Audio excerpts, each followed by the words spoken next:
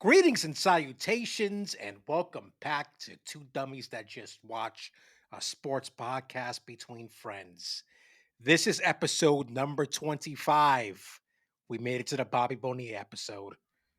Uh, one of your hosts, Will Hernandez, and I am joined, as always, by my co-host who is looking very red today. If you're not on YouTube, he is wearing Mr. LeeJay Perilla. He's wearing a Chiefs hat, and he is wearing a red sweatshirt with Santa Claus on it. So, sir, how are you today? Big Nick energy, baby. Jesus Christ. It's appropriate you're wearing that because our halftime topic today is going to be about Christmas. Which is why I'm wearing it. Yes, let's not get ahead of ourselves. But sir, how was your Thanksgiving? I know you were busy moving shit, but please tell me you got some food in as well. No, her and I cooked, Okay, cool. but man, U-Haul sucks. What a nightmare, bro. What a nightmare to start my day Thanksgiving morning. I thought it would be cool, because they do everything, not everything, but this is why sometimes the mobile shit. Real quick, I just rather deal with I don't think this world is ready to just deal with AI and automation, just automation because and it wasn't even me because I could be old school in some ways, but they just don't have their shit together with this. So interesting. Everything's a guesstimation. You rent it. All right. How many miles do you think you're gonna drive? Blah blah blah. Yada yada yada. We weren't going very far within the old apartment and the new apartment, and where the U-Haul was loaded from the new apartment. Right. That wasn't so. Maybe a total of picking up the van, coming to pick her up, old apartment back to the new apartment. Maybe 15 miles we did, 16 miles, which isn't bad. Yeah. Right? Excuse me. So, they said, all right, Thanksgiving, we're not open, but we offer this service. Right, yeah. You download the app. I don't have to really get into it, everybody. Yeah. You understand. Yeah. Here's my problem. All the questions that they asked you once I got to the location on the app should have been asked to me before, so you already had the information. Yeah, I've done that before too. You understand what I'm saying? You've moved plenty of times, Shio. You get it. The last time I dealt with U-Haul, I actually dealt with a person, so I didn't have to do this. I was just trying to make her and both our lives easier. Crack of dawn. Let's do this early. Get this out the way. Let's come enjoy Thanksgiving in the new apartment. What a nightmare. I got there at 7 o'clock. I didn't leave the premises till almost 8:30. Oh, God. That's awful. Take a picture of this. Take a picture of that. I know it's a pain in the ass, bro. Here's the lockbox. Go to the lockbox. Bro, there's a little black lockbox about yay big. For guys that don't see me, it was about 6 inches high and about 4 inches wide. And it has the biggest lock created in the universe on it. Here's the problem. Lockbox, lock, and guess what's next to it? A metal beam. Come on. So it took me 15 minutes to get the code because my fat fingers couldn't fit in there. Guess what happens when I open the lockbox? The key's not there. There's no key in there. Dude, this is just so predictable. So then I realized, okay, the gas station was finally open. There's a young man in there. He actually was help. I said, dude, I don't mean to bother you, but what's up with the lockbox? He said, yeah, I don't know why they don't tell you this, but they don't keep the keys in there. We keep them here behind the register.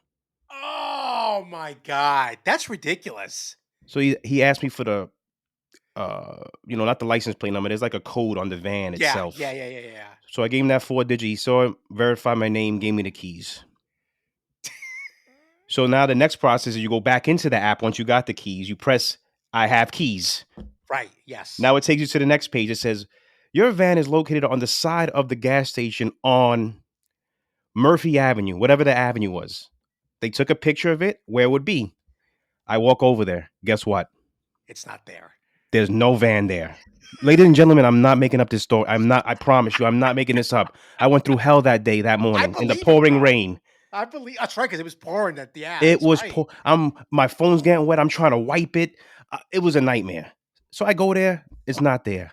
I say, you know what? Let me walk up the block a little bit, maybe because there's U-Hauls all over this place. They Yeah. just park them in the street as long as they're legally parked because there's not enough room on the gas station premises. Walk up half the block, no van. Went down one of the side blocks where I saw another U-Haul. I said, oh, let me see if it's over here. No, not over there. I go back inside. I was like, yo, my man. He said, Jesus let me see Christ. that real quick. He says, oh, that one's back here. Oh my God. Jesus Christ. So now I gotta take the pictures, blah, blah, blah. So now it's already almost 8:30. I've been there since 6:55 That's unbelievable. because I didn't want to be late. Right. Yeah, of course. I open up the back of the van because I'm like, oh, I requested a dolly and 6 furniture pads. Because I figured, you know what, if I could get the bigger furniture on a dolly, I could bounce the stuff down the stairs by myself. I don't really need her Yeah. help. She could stay Yeah. upstairs and do what she needs to do. Right. Open the back of the van. Guess what's not there? Sir. Up until now, sir, I'm in a dispute with them because they're telling me that I got a dolly and furniture pads. Right. Meanwhile, I took a picture of the back of the van when I got there, and I sent it to them. Boom. Took the pictures, whatever. I said, yo, I got to get out of here. I text her, I'm on my way. I get in the van. I close the door. Turn the van on. What the fuck is that? Bro, it smelled in there like Oh wet dog and God. cigarettes. Oh God. It was one of the most awful smells I've ever smelled in my life. I was like, she's not going to be happy about this, but I didn't have any time to get another one. I said, I got to Yeah, suck it right. up. Yeah. She got in there. She understood. Long story short, we got to move, but that hour and a half cut into my time. Right. Yeah. They don't say, oh, you took an hour and a half to get it because we fucked up. No, we had to bring it back I had to drop it back off at 1. My original plan was to only have it to 11. Thank God I went back in there the next day and I changed the time. I said, you know what? I think we're going to need Mm, another couple hours. mm, So I changed it to 1. We got out of the old apartment. I said, we got to get out of here now because by the time we get back, we got to unload. I got to sweep out the back. I got to take it back. right. Took it back. It was like 12:15. But the saga doesn't end because they're disputing with me that they gave me a dolly and furniture pads. And here we are. Jesus Christ. So That's they want to ridiculous. try to charge me 120. Meanwhile, I did the math. It should be like 83 something. Mm, I'm like, listen, I'll call the credit card company. I'll dispute the charges, and we just could right. have fun. And no one's gonna get their money. Right. I want to pay you. That's not who I am. But I'm not gonna pay for something that you didn't give me. Right. Yeah. So here we are. Those that's the bad thing about U-Haul when it's that situation when it's like at a gas station or something like that. Or I've had that issue where it's been at like not like one of those storage places. You know what I mean? It's a fucking nightmare, I It's a think, to nightmare deal with that. To deal with that because whole the last time I God. moved was from the Bronx to Staten Island. I got a U-Haul van, the same thing. But I went to an actual U-Haul location on a Saturday Yeah, after yeah, 9 yeah. o'clock. Right. There were people there, fill out paperwork, do this, sign that. Yep, this is what it's going to be. Matter of fact, you don't even have to drop it back off of this location. If you make it to Staten Island with everything done by this time, we have a location over there. It was Right. smooth Yeah. sailing. This was a nightmare. Oh man, I forgot something. Before that, when I went to verify that I was there to pick up, it rerouted me and said, your what's it called? Your reservation number is not verified. Please call this Oh, 1-800 number. Jesus Christ. I was like, this can't be. I was trying to figure out if the person was real or was it AI because it sounded like a combination. And where are you that I'm talking to? Because are you in China? Can you help me? Or India. Jesus My Christ. God, you press all these buttons. Press 1 for English. Meanwhile, when you press 1 for English, you're getting somebody in another country that don't speak English. Does that Yeah, make sense to yeah, anyone? exactly. Anyway, but it What a wound up being fucking fine, nightmare. and you Yeah, survived Thursday. yeah, I did. Just barely. Dude, driving down because it was fucking pouring Thursday morning. Well, Thursday afternoon. By the time I left here at about like 12:30, Mhm. For those who aren't aware, my mom is like a little less than an hour away from me in northern Jersey, and yeah, it was a little scary driving down, but I survived. So here we are.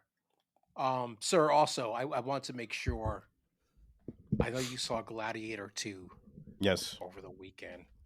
On a scale of 1 to 10, what would you say? 1 to 10. I give it like it's a solid. I give it a solid 8. Mm, okay. Whoever said it Yeah, was I've better got than the first one is not. That's not true. Not to no, me. get the Not to me. no, there's Not to I me. haven't even I haven't even seen it yet, and there's no way it's better than the first one. There's no way. Not to me. There's no fucking way. Yeah, I gotta I was gonna go try to see it this past weekend, but I was like sick for most of the weekend, unfortunately. So um I'm gonna try to see it. I might try to go see it Friday night because I just want to get it out of the way and just see it already. But as I told you, I'm watching this Aaron Hernandez thing on Hulu, and I'm not gonna get into it now I don't because think I it's not actually want to. anything but anyone's seen. Like I said, it's just the thing that the Hulu thing is doing is that it's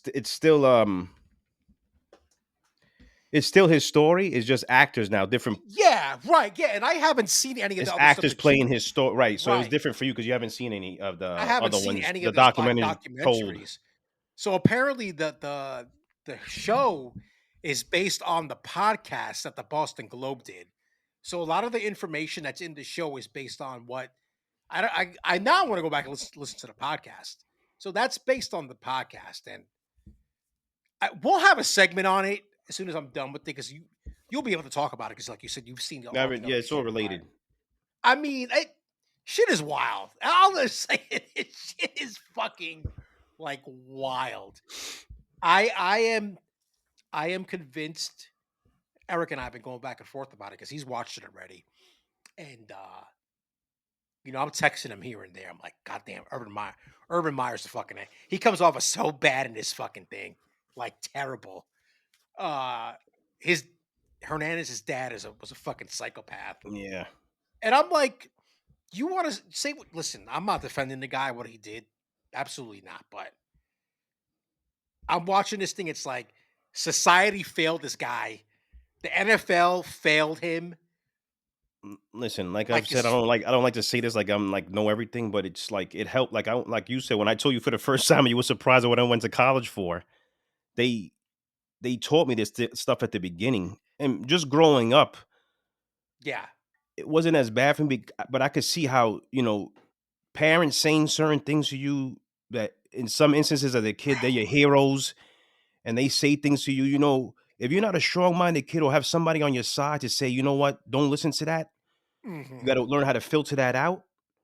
It could f you up and mess you up in the long. And you're not doing it when I'm not doing it, but because he did some awful things. But Oh yeah, he did.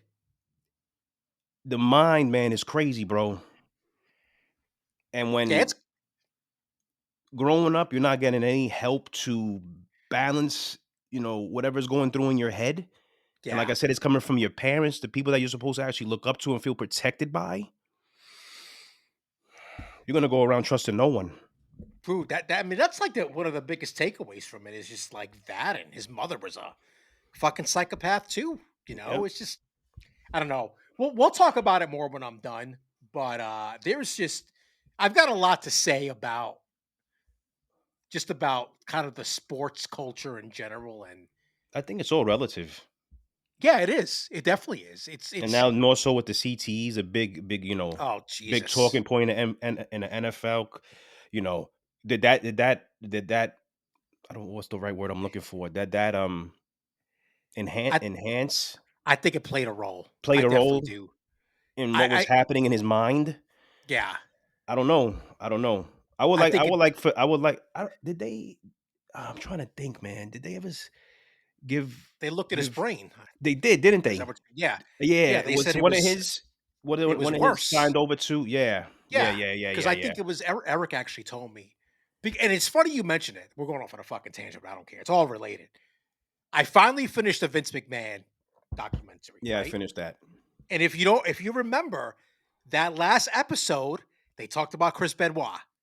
That And ex-football player, remember, he retired, he retired early because Junior Seau. and he wanted to start, was he a wrestler or was he a football player, that white dude? Oh my God. Steve McMichael? Not Steve, I don't remember his name. He wanted to study, remember, and the WWE was like, "No." Christopher Nowinski. Yes, yes, Yes, yes, yes. him, and they He were played at pushing back on Harvard. him because they Yes, were like, "Oh, no, yes. that's not Right. Yes, yes, yes, yes. him," and it But came, yeah, they studied Benoit's brain. It was all Yep. fucked up. And here's the thing that I think that and I love Stone Cold Steve Austin, you know that. But for him to sit there and like say that he doesn't believe in CTE, he that really made him look bad as far as I'm I was concerned. wondering if he was trying to do that to protect. He probably was. Yeah. You know what I'm saying? I think he was because you saw his face when he said it after he Yeah, said I it. saw it, and I didn't really believe what he was saying. No, I didn't believe he was saying I feel anything. like he was protecting. Vince, he's protecting Vince, Yeah, bro. he's protecting the cause. Yeah, that's exactly what it was. Because if it was Come on. anybody, like you said, knowing about concussions now and stuff, now I think back as a kid, Chris Benoit, that was his move. Yeah, He didn't get any concussions? There's the no flying way. headbutt. Yeah, Come bullshit. on. That's not. No way, bro. No way. No way. And I hated the way Vince like played it off. Oh, it's a work, bro. Let me tell you something. If LeeJay comes over to this apartment right now and I jump off my fucking dining room table and do a flying headbutt, even if I stop myself Yes. on the like Yeah, I know what lessen you're my saying. Yep. impact, Yep. my head's gonna fucking whiplash into him. Come on, man. Come on. Especially if it's maybe even if it's unexpected. Remember, he used to do a lot of high flying stunts. He did. He did. And you That's know what he what, was known too? for. I've seen him do that flying headbutt off the top of a steel cage. I don't give a shit how quote Yeah, I don't unquote care fake it is. how much of a You're work hurting that is. Yeah, yourself. come on. Yeah. This is like the one I'll never forget is when Mankind got thrown off Right. into the table. Anyway. Oh, bro. Where the fuck did I one more thing? Where the fuck did I read? Oh, it was the anniversary of the WWE. Remember the Super Bowl commercial, right? That came out way back like 20 years ago. It's the anniversary of it, I think, coming up. So I just read a story on Twitter about how to pass time, the stunt people for that were watching Hell in a Cell, that Mm. match with him and Undertaker. And the stunt people were like, they don't know how Foley survived that, all those falls. That's how like fucking dangerous it was to do so. That motherfucker's fucked up too. Oh, 100%. Anyway, this is a weekly sports podcast, and we come at you each and every week on the podcast platform of your choice. We're going to be back. We're going to record again next Tuesday. So we'll be back on Wednesday. And then next week, I'll tell you guys what the plan is for the rest of the year because we're not going to record Christmas week because that's stupid. But what we're going to do is, well, I'll get into it. I'm going to save it for, let you guys know what we're going to do next week. But we won't record Christmas week, but we are going to have an episode Christmas week. Anyway, Apple Podcasts, Spotify, also YouTube as well. I just found out today that Spotify has clips. So I'm going to experiment with that this weekend and kind of see, I don't know, see where that leads to us. Just a reminder that some of our recent big picture topics on the podcast was last week. LeeJay and I were playing GM for the day for the Jets and the Giants. And yes, we are going to talk about the Jets and the Giants this week. We said we were going to keep on talking about it, but not get into a real deep dive about And them. just to let everyone know, playing GM, I put in my resignation this morning. Bro, after the past 48 hours, I don't fucking blame you. 24 hours. We'll get to that. What a fucking shit show. Oh my God. So that was episode 24 last week. And then episode 23 was we took the deep dive on the NFL quarterback problem. And just, we're on social media, Instagram, Threads, X, mentioned YouTube. I am on Blue Sky. Just look me up, Will Hernandez. Yes. I'm not gonna pimp that anymore. If you want to follow me on there, follow me on there. If not, that's okay. So We're gonna spend a lot of time this week talking about. It's that time of the year, guys. It's. I think this is the longest we've gone to the podcast before we started, like 20 minutes. It's um. It's hot stove season, and I was mentioning to LeeJay today about something, and you basically shot back like you're tired of this shit already, and I get it. Everybody is waiting on Juan Soto, right? That's exactly what is going on. And two things before we kind of get into it. One thing that I saw today about it is that somebody on Twitter mentioned how he has seen more like fake reporting about this thing than he ever has on that platform, which is unbelievable. And he said it's worse than the shit that was going on with Ohtani last year. Remember the whole thing with him, like he was going to be in In Toronto, and Toronto. yeah, and it turned out that to be bullshit, and it just seems like, I think I mentioned this to you last week. There's just so many fake reports happening right now in this whole thing that it's almost, you almost don't know who to believe. And the funny thing is Andy Martino from SNY put out a story today and said, "Here's the latest and accurate stuff about Soto." Bro, you don't really know that No because one knows anything. somebody could be feeding you lies. Unless you could prove to me that you were actually in that room where you got this accurate news. I don't. I'm tired. We have to move on. We have to figure something out here. Well, the problem. Well, let's backtrack a little bit. So basically, and I can believe this from the Martino report, all these teams are in the dark right now, and the teams in question are obviously the Mets and the Yankees, and one of them is the Red Sox, which is why I'm wearing my Red Sox hat today because I'm fucking trolling, and the Blue Jays, supposedly, apparently, and reportedly, the Blue Jays, no matter what happens, they're supposedly going to offer the most money, which I have a hard time believing. So right now it's four teams. Nobody knows really what's going on. Somebody said that he's going to have a decision this week or next week. Next Monday, start the winter meetings in Dallas. So you figure we might have some more clarification by then. But I kind of feel like in some ways the market right now is frozen until Soto That's decides exactly what it is. what the fuck he's gonna do. That's exactly what it is. So I'm you're at the point yeah. where until it happens, I don't care about all this other because it's irrelevant. Listen, we played Jets GM. You played Giants GM last week. Let's play a little bit. I want to put on my mask. I want to be Steve Cohen, Yes, real quick. please. Yeah, go ahead. And me and my boy at the job was talking today, John. And this is how I feel. Boris and Soto have a number in their mind. Would you agree with that? Mm-hmm. A number of years and a number in their mind. Absolutely. They're not going to tell the teams that because they want them to battle each other. So let's say the rumor went out there that it's, I'm just making this up, 12 years, 650 million. Sounds outrageous, but let's say that's what, rumor usually is true, That's probably what it is. Yeah, right? somebody's offering that. Yeah. So you go first. The first apparently was Cohen. Now, if I was the Mets, I was Cohen. I'm not going to give you what I heard. Just to be sure, I'm going to give you a little bit more.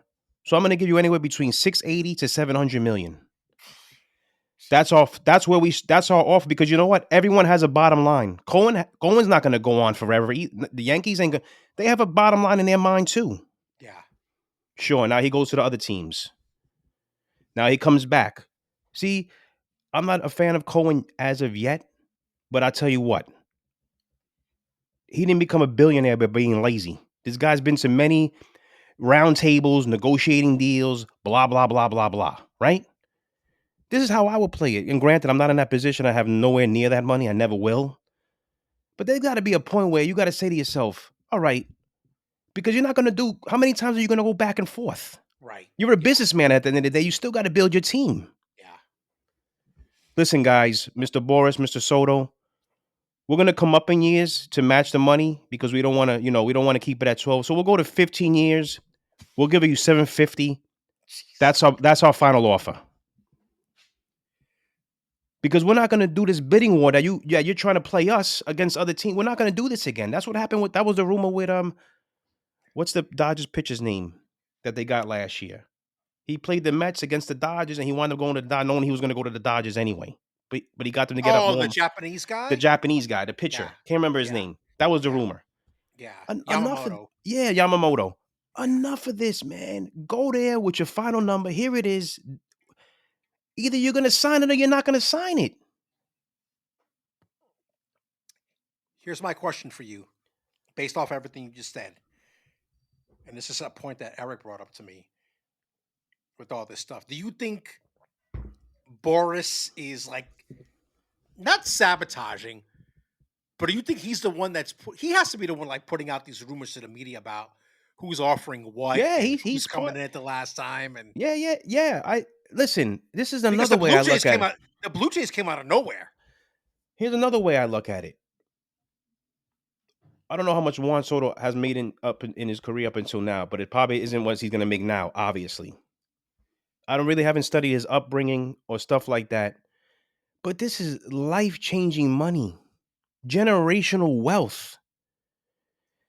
Like at a point too, when you sit down and say, "Come on, bro, the guy just said 750.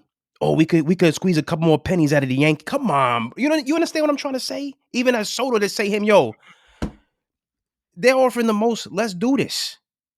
Which in my mind tells me this shouldn't take this long because why? And number two, now I really think he's not coming to Citi Field. I just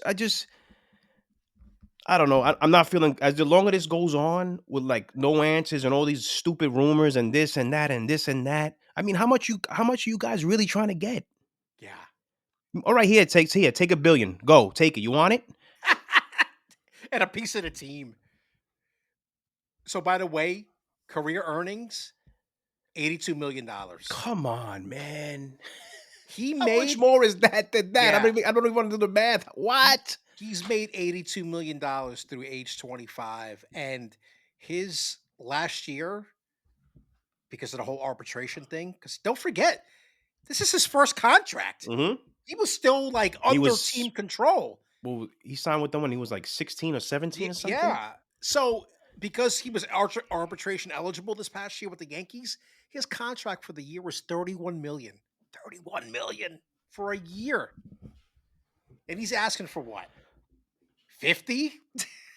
I mean, it's insane. Let's play a quick game. Sure. Seriously, just to be jackasses. Okay. If Cohen said right now, 15,950,000, what are we waiting for? No, you understand what I'm trying to say? Yeah. No one else is going to go higher than that. Yeah. I don't think so. So what are we actually doing here now? Oh, I think he went to 950. We could get 960 from the Yankees. Like, when does it stop? To where now the owner's got to be like, yo, enough. I'm out. I'm moving on.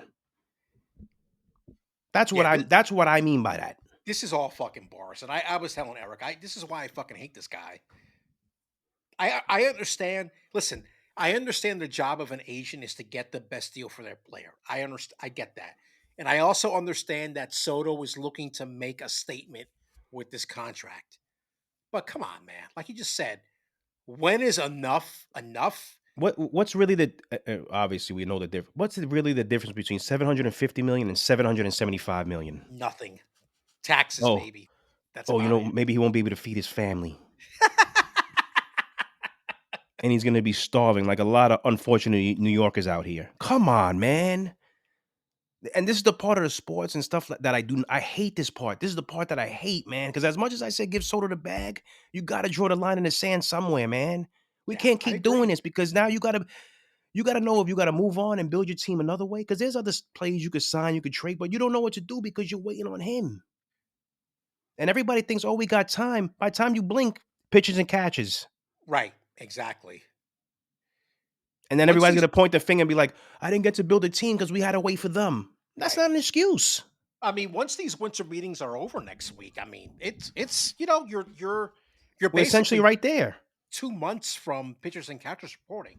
So that being said, you know, thinking that the market's frozen right now. That being said, what did the Mets do yesterday? Ugh. They signed Oh my god. Frankie Montez to a 2-year deal. And let me just get the numbers here. So Real quick, is it second year a player option or a team option? that's what I was just gonna look up because I can't remember. Yeah, I don't remember seeing that. Hold on a second. So anyway, so let me just get the All I know is the so first year he'll be paid 17 million, yeah, I think give me a second here. I which is thought I way had too much those. money for the numbers that I saw that he did last year. Well, I mean that's the other kind of thing is that everybody is kind of saying, well, you know, this is what they did last year with Severino and Manaya, but it's also like not everybody's gonna. Here we go. 2 years, 34 million, and he's 31 years old. I'm trying to see what the second year is. I don't see. They don't have it here. That's Yeah, I weird. didn't see it. I didn't see this on the SNY page of Instagram. Okay, It just said an that option. yeah There's an is an option in the option. second year. It doesn't say whether it's a team option or a player option. Um. Anyway, so this broke overnight. I didn't because you mentioned that you saw it last night. Yeah, I I saw it didn't. last night. I didn't see it until this morning. But here's the problem. This is a big fucking problem right now. And I texted you because SNY posted this, and then my brother posted it in the group chat that we have. This is the Mets' current rotation options at this moment on December 2nd, 2024. Kodai Senga, David Peterson, Frankie Montez,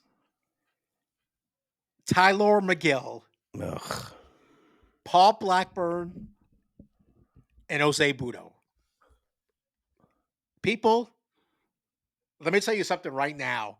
If this is the starting rotation going into next season, the Mets are fucked. Like completely fucked. There's a reason why the expression is called lightning in a bottle. It's not lightning in a bottle every year. Yes. It happens in the moment. You catch a spark, you ride that spark, and maybe really good things happen. Like with the Mets Mhm. this year. Right. You don't continue to do things like this every year, which is what I was afraid of. This is the problem you have. Yeah, I know.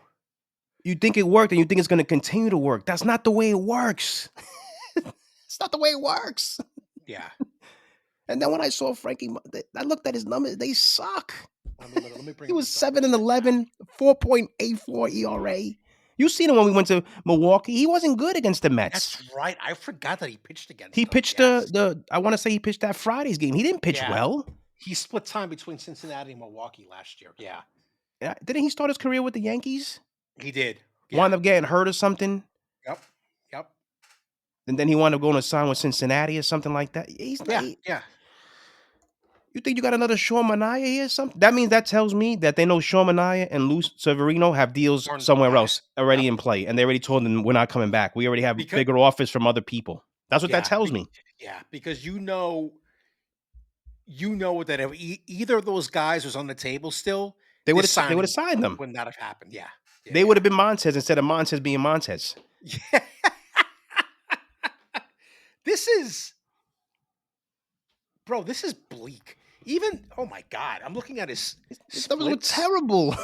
If you look at his Reds numbers, they're so he let me go through this right now. He basically split between the Reds and the Brewers last year. Yeah, because I think they So picked him up at the trade deadline. No, yeah, yeah. So Reds 19 starts. He had an ERA of 5.01. His WHIP, which is important, 1.44, which is fucking dreadful. It was Just 4-8. awful. Dude, his career ERA is 4.09. His career WHIP is 1.31. That is bad. Like bad. Like, what did you see that says, you know what? I could get another lightning and bottle guy with this guy. What did you see? It's funny because I made the joke about Stearns loves these Milwaukee guys, but he wasn't even there when it He's got not him. he wasn't a Milwaukee guy. So he started with the Oakland A's, actually. Oakland A's. There was another team. I couldn't remember. Actually, his first team was the Chicago White Sox, 2015. That I don't remember. He made his MLB debut.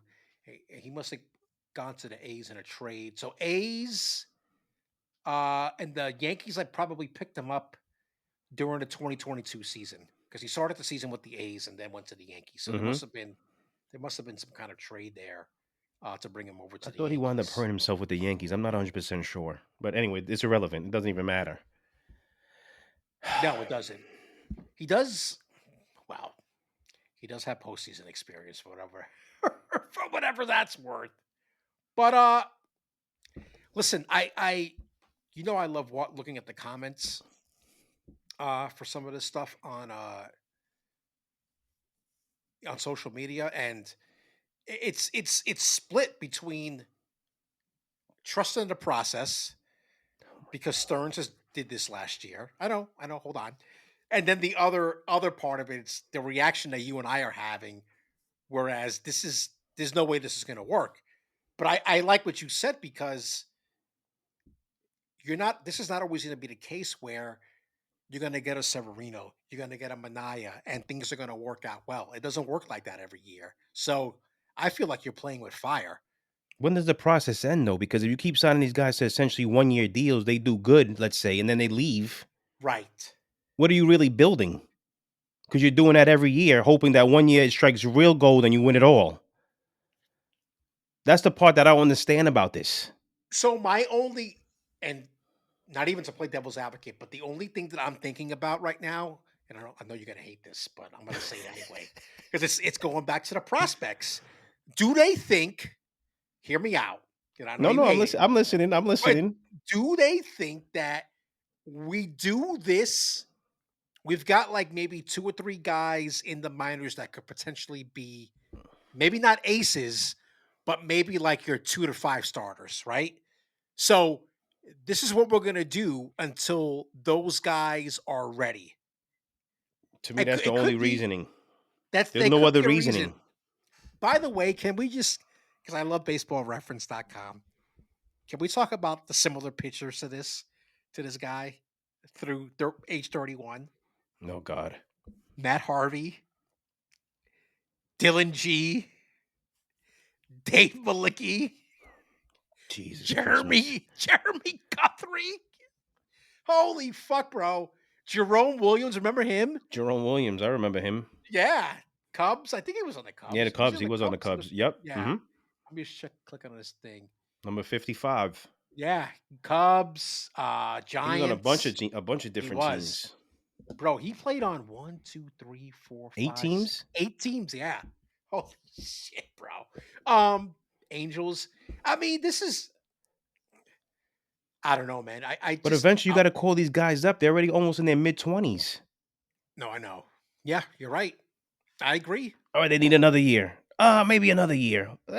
We got to make a decision. We got to figure this out. And I think that's the problem right now is because a lot of these guys that are like the Mike Vasil, that's the one that always comes up. They keep having setbacks. They didn't have good years last year, and some of them got hurt. So I don't know. Once again, your these whoever you hired to do your scouting. Yeah. The history's there for the Mets. No, to be fair, those guys were not drafted by Stearns. So, no. Yeah. I get that too, but yeah. You're here now. Mm-hmm. So either you got to say, you know what, these guys that weren't drafted by me, I'm looking, I don't see it. Yeah. So you know what? While you got them down there and you could try to trick somebody into taking them. Right. and maybe getting a good, maybe 27-year-old pitcher that's already known, you Right. should do Yeah. that. Yeah. I That's see my what point. You I should see do what you're that saying. No, I get it. I get it. because you still know what you're doing, whether you drafted him or not. So you see if you like what you see, you don't like what you see, and let's Yeah. move on. Right. But we hold on to these players. I think that's what's going to happen with Beatty. We're going to wind up holding on to him too long because they think they're waiting for for him to strike gold, and we're going to miss out on trying to trade him for something. And they're going to But wind him. He's going to be one of these guys. He'll stay here a couple more years. They'll wind up getting rid of him for something. He'll be a journeyman, and then his career will fizzle out. He reminds me like he's going to be like Ike Davis. oh God. The problem is right now there's no room for Beatty on this team.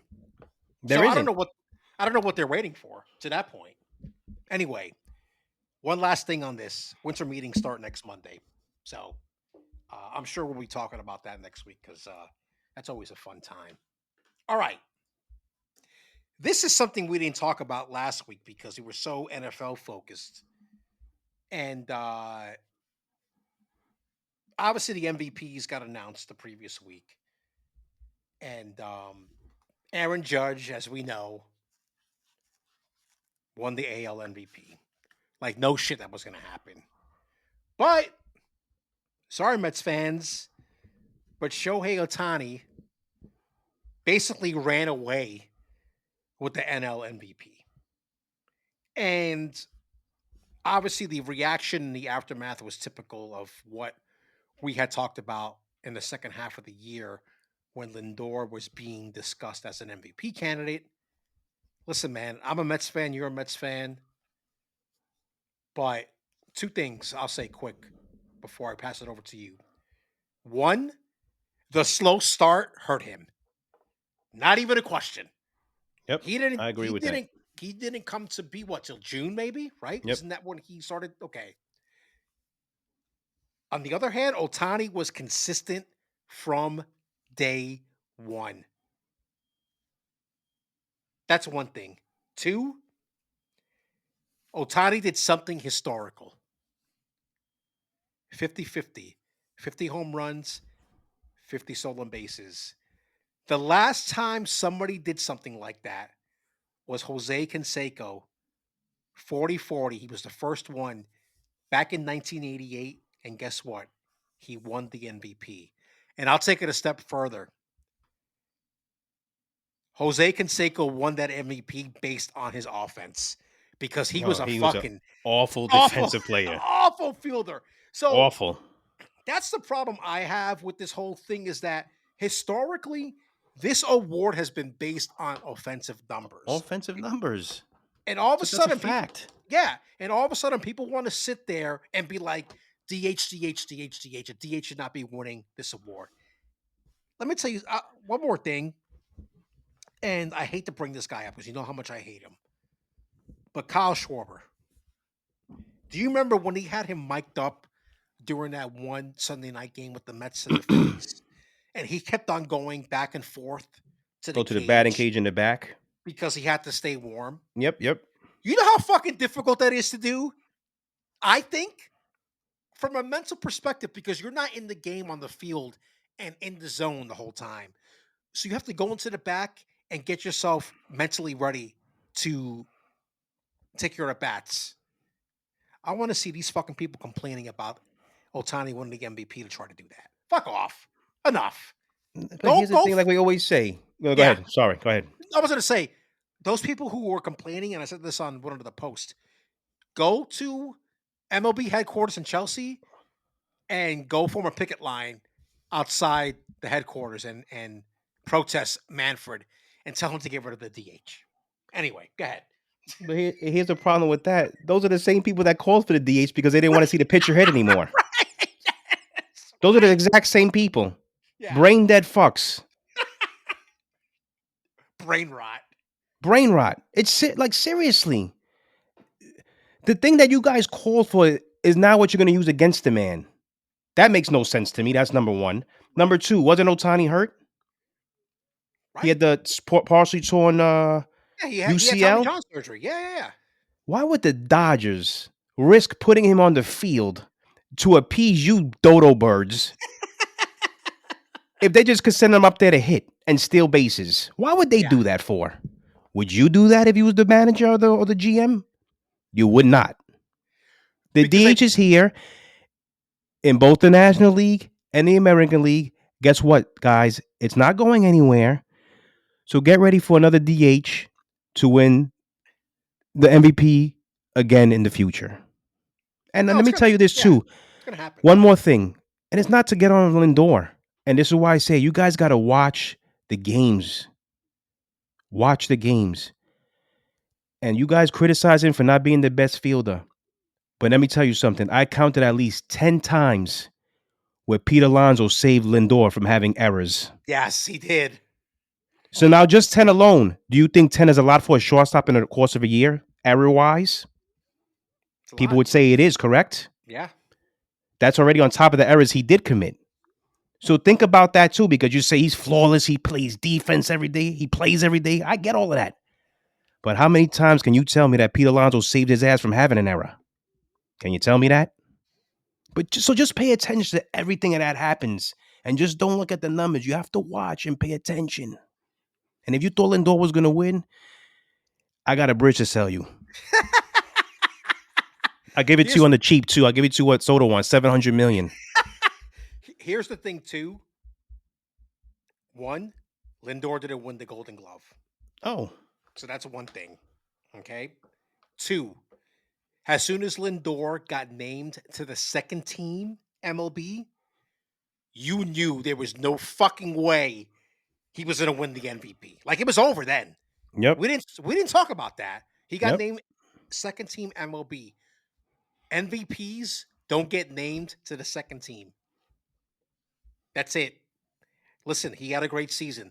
The Mets had a season out of nowhere that I'll never forget. It didn't end all that well, but they took us on a fucking ride. And he played an important role in that. And I will never take that away from him. But there was another guy who had a much better season than him from an offensive perspective. And I think you have to respect that. That's it. Period. Stop. Move on. Stop crying about it. It's over. All right. So this, oh boy. I can't wait to get into this because LeeJay has no idea what this is. I have no idea what he's talking about. It's like blue sky. Yeah.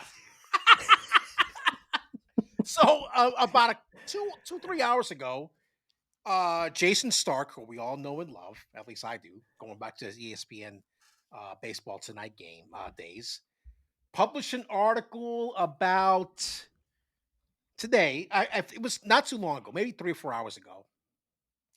So apparently, hold on. Can I? Yes. Can I get it? Can I get a guess? Because I really haven't seen this. Okay. By the way, it's called the Golden At-Bat rule. What do you think?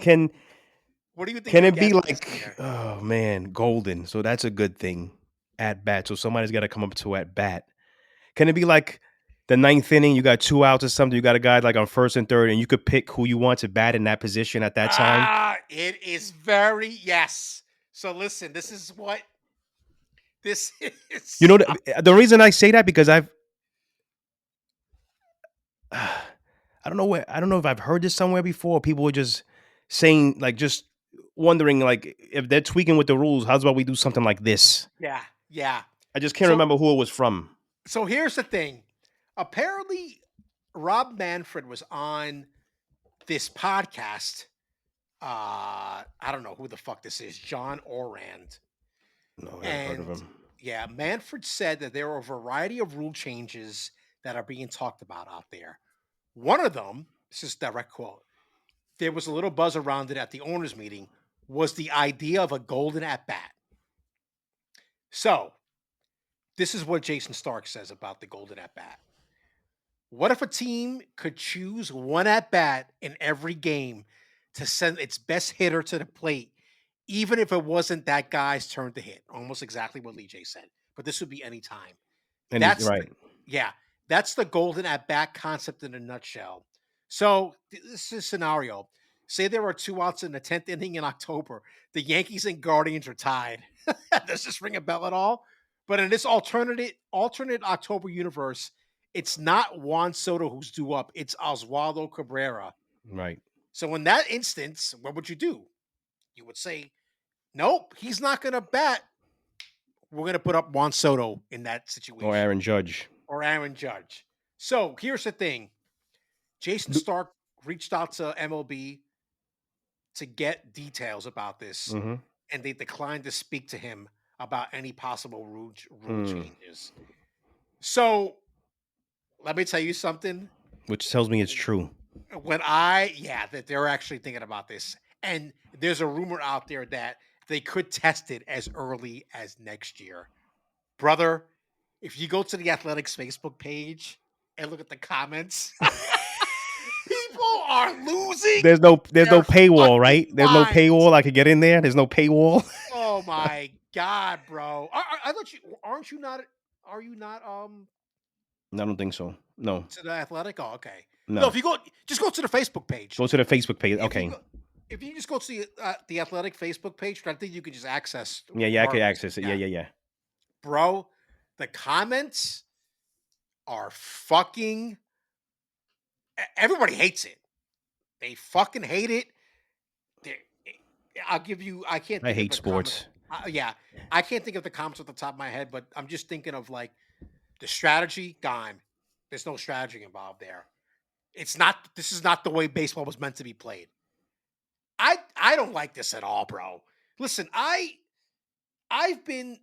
embraced the Ghost Runner. I feel like that's okay. I've embraced the DH. Don't forget, they don't do the Ghost Runner in the postseason, which I think tells you something. Anyway, because they gotta know it's kind of bullshit. I've embraced the Ghost Runner in the regular season. I have embraced the DH. Pitch clock. Yeah, I've embraced the pitch clock. I have embraced this idea of automated strike zone. I think that's long overdue. This, nah, bro. I can't get behind this. What do you think about this? For all of us that love sports, grew up on sports, or fanatics, like I don't even know, like anything in life, everything's gonna change from the time we grew up to now. Sure. CD players, you don't watch DVDs anymore. You access everything through an app. You pay on your phone. You have to embrace change. If you don't change, you're gonna die. Right. I refuse to do this. I've embraced every other fucking rule that you've changed in the sport that my first sport that I've grew up playing, that I loved and love to this day. You're trying to make a different game. Yeah. That's the part I can't get with. Like the other stuff, I feel like it's not necessarily changing the game. It's trying to help speed it up. Right. And I get that. People are not like me or you, where we could sit there for fucking 3 hours. Right. Yeah. And complain or do this or it doesn't bother. I don't look at it like that. That's how I grew up watching baseball. 3-hour, 4-hour games, they don't bother me. But yes, you want to speed up the game for someone else? I could appreciate that.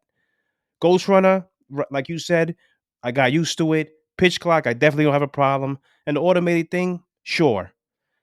But this right here, hey, you, Cabrera, come back. You suck. You, get up. You're better. Well, that's the other thing, right? I have no faith in you. Yeah. And I get it too. That's not just because you put them up to replace them doesn't mean they're gonna get a hit either. But your chances go through the roof, as opposed to having somebody up there that you don't want up there at that moment in time. This is this thought just popped into my head. So let's just say the scenario. Let's pretend that Soto's on the Mets.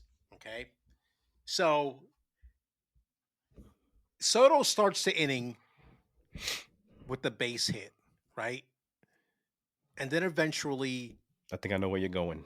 Yeah, the bases are loaded. He's sitting on third base, and fucking Tyrone Taylor's due up. Can you pinch run for Soto? Can you switch work? them? Can you switch them? I see what you're saying. Can you? That's a good question. That's the thing they're gonna have to figure out with this. It's like, I would assume they would just say, "All right, you could just switch with the guy that's at bat." That's what I would assume. Or you can't do that. You got to get somebody. You got to take somebody off the bench to run for to Soto, but run now for Taylor's Soto. out of the game. Right. They might have to change the rules with substitutions, I think. Because now, what if the guys you only have left on on their bench is a backup catcher? Right. So unless you got somebody to play left field or wherever he's playing at the moment, Tyrone Taylor, because now he's out of the game, what are you going to Right. do? Yeah. I think you're gonna have to change the substitution rules because let's just say, the only reason why Tyrone Taylor's in there is because he's in there for like late inning defense, Yep. and suddenly the Mets get a rally late, but I don't know, maybe they only up by 2 runs, and Mendoza's like, no, no, no, no, let's see if we can extend this lead. Bases loaded, Soto, you hit again. Then you lose your defensive outfielder. Yep. And now you So can give up those runs right back. right, exactly. So they're gonna have to think about this. I think, like, how was that gonna work? How about this? Don't fucking do it. Take that idea, take it to the back of the barn, and blow its brains out. Or you can shut it up real nice. Yeah, turn it sideways. Shove it up your candy ass. Listen, I don't. I'm trying to think. Has any sport tried to change their rules as drastically as Major League Baseball? Because you think about NBA, NHL, NFL have always been timed, right? Four Yes. quarters, 3 periods, 4 quarters. Um, they got rid of the icing rule in NHL. Okay. Yep. That was a great rule because watching hockey, that it just was terrible. Yeah, so they got rid of that. Yes, no hand checking in the NBA, but fundamentally the NBA is still the same. Fundamentally, the NFL is still the same. Yeah, they're always talking about what's a catch, what's not a catch. I get that. We tried to review pass interference stuff, but that didn't last very long. I also think that more the NFL which I could get with, is more like safety stuff. Yes, which right. I could understand. Yeah, I get that. A lot of stuff has been for safety. You're right, but the fundamental aspects of the game have not changed. Correct.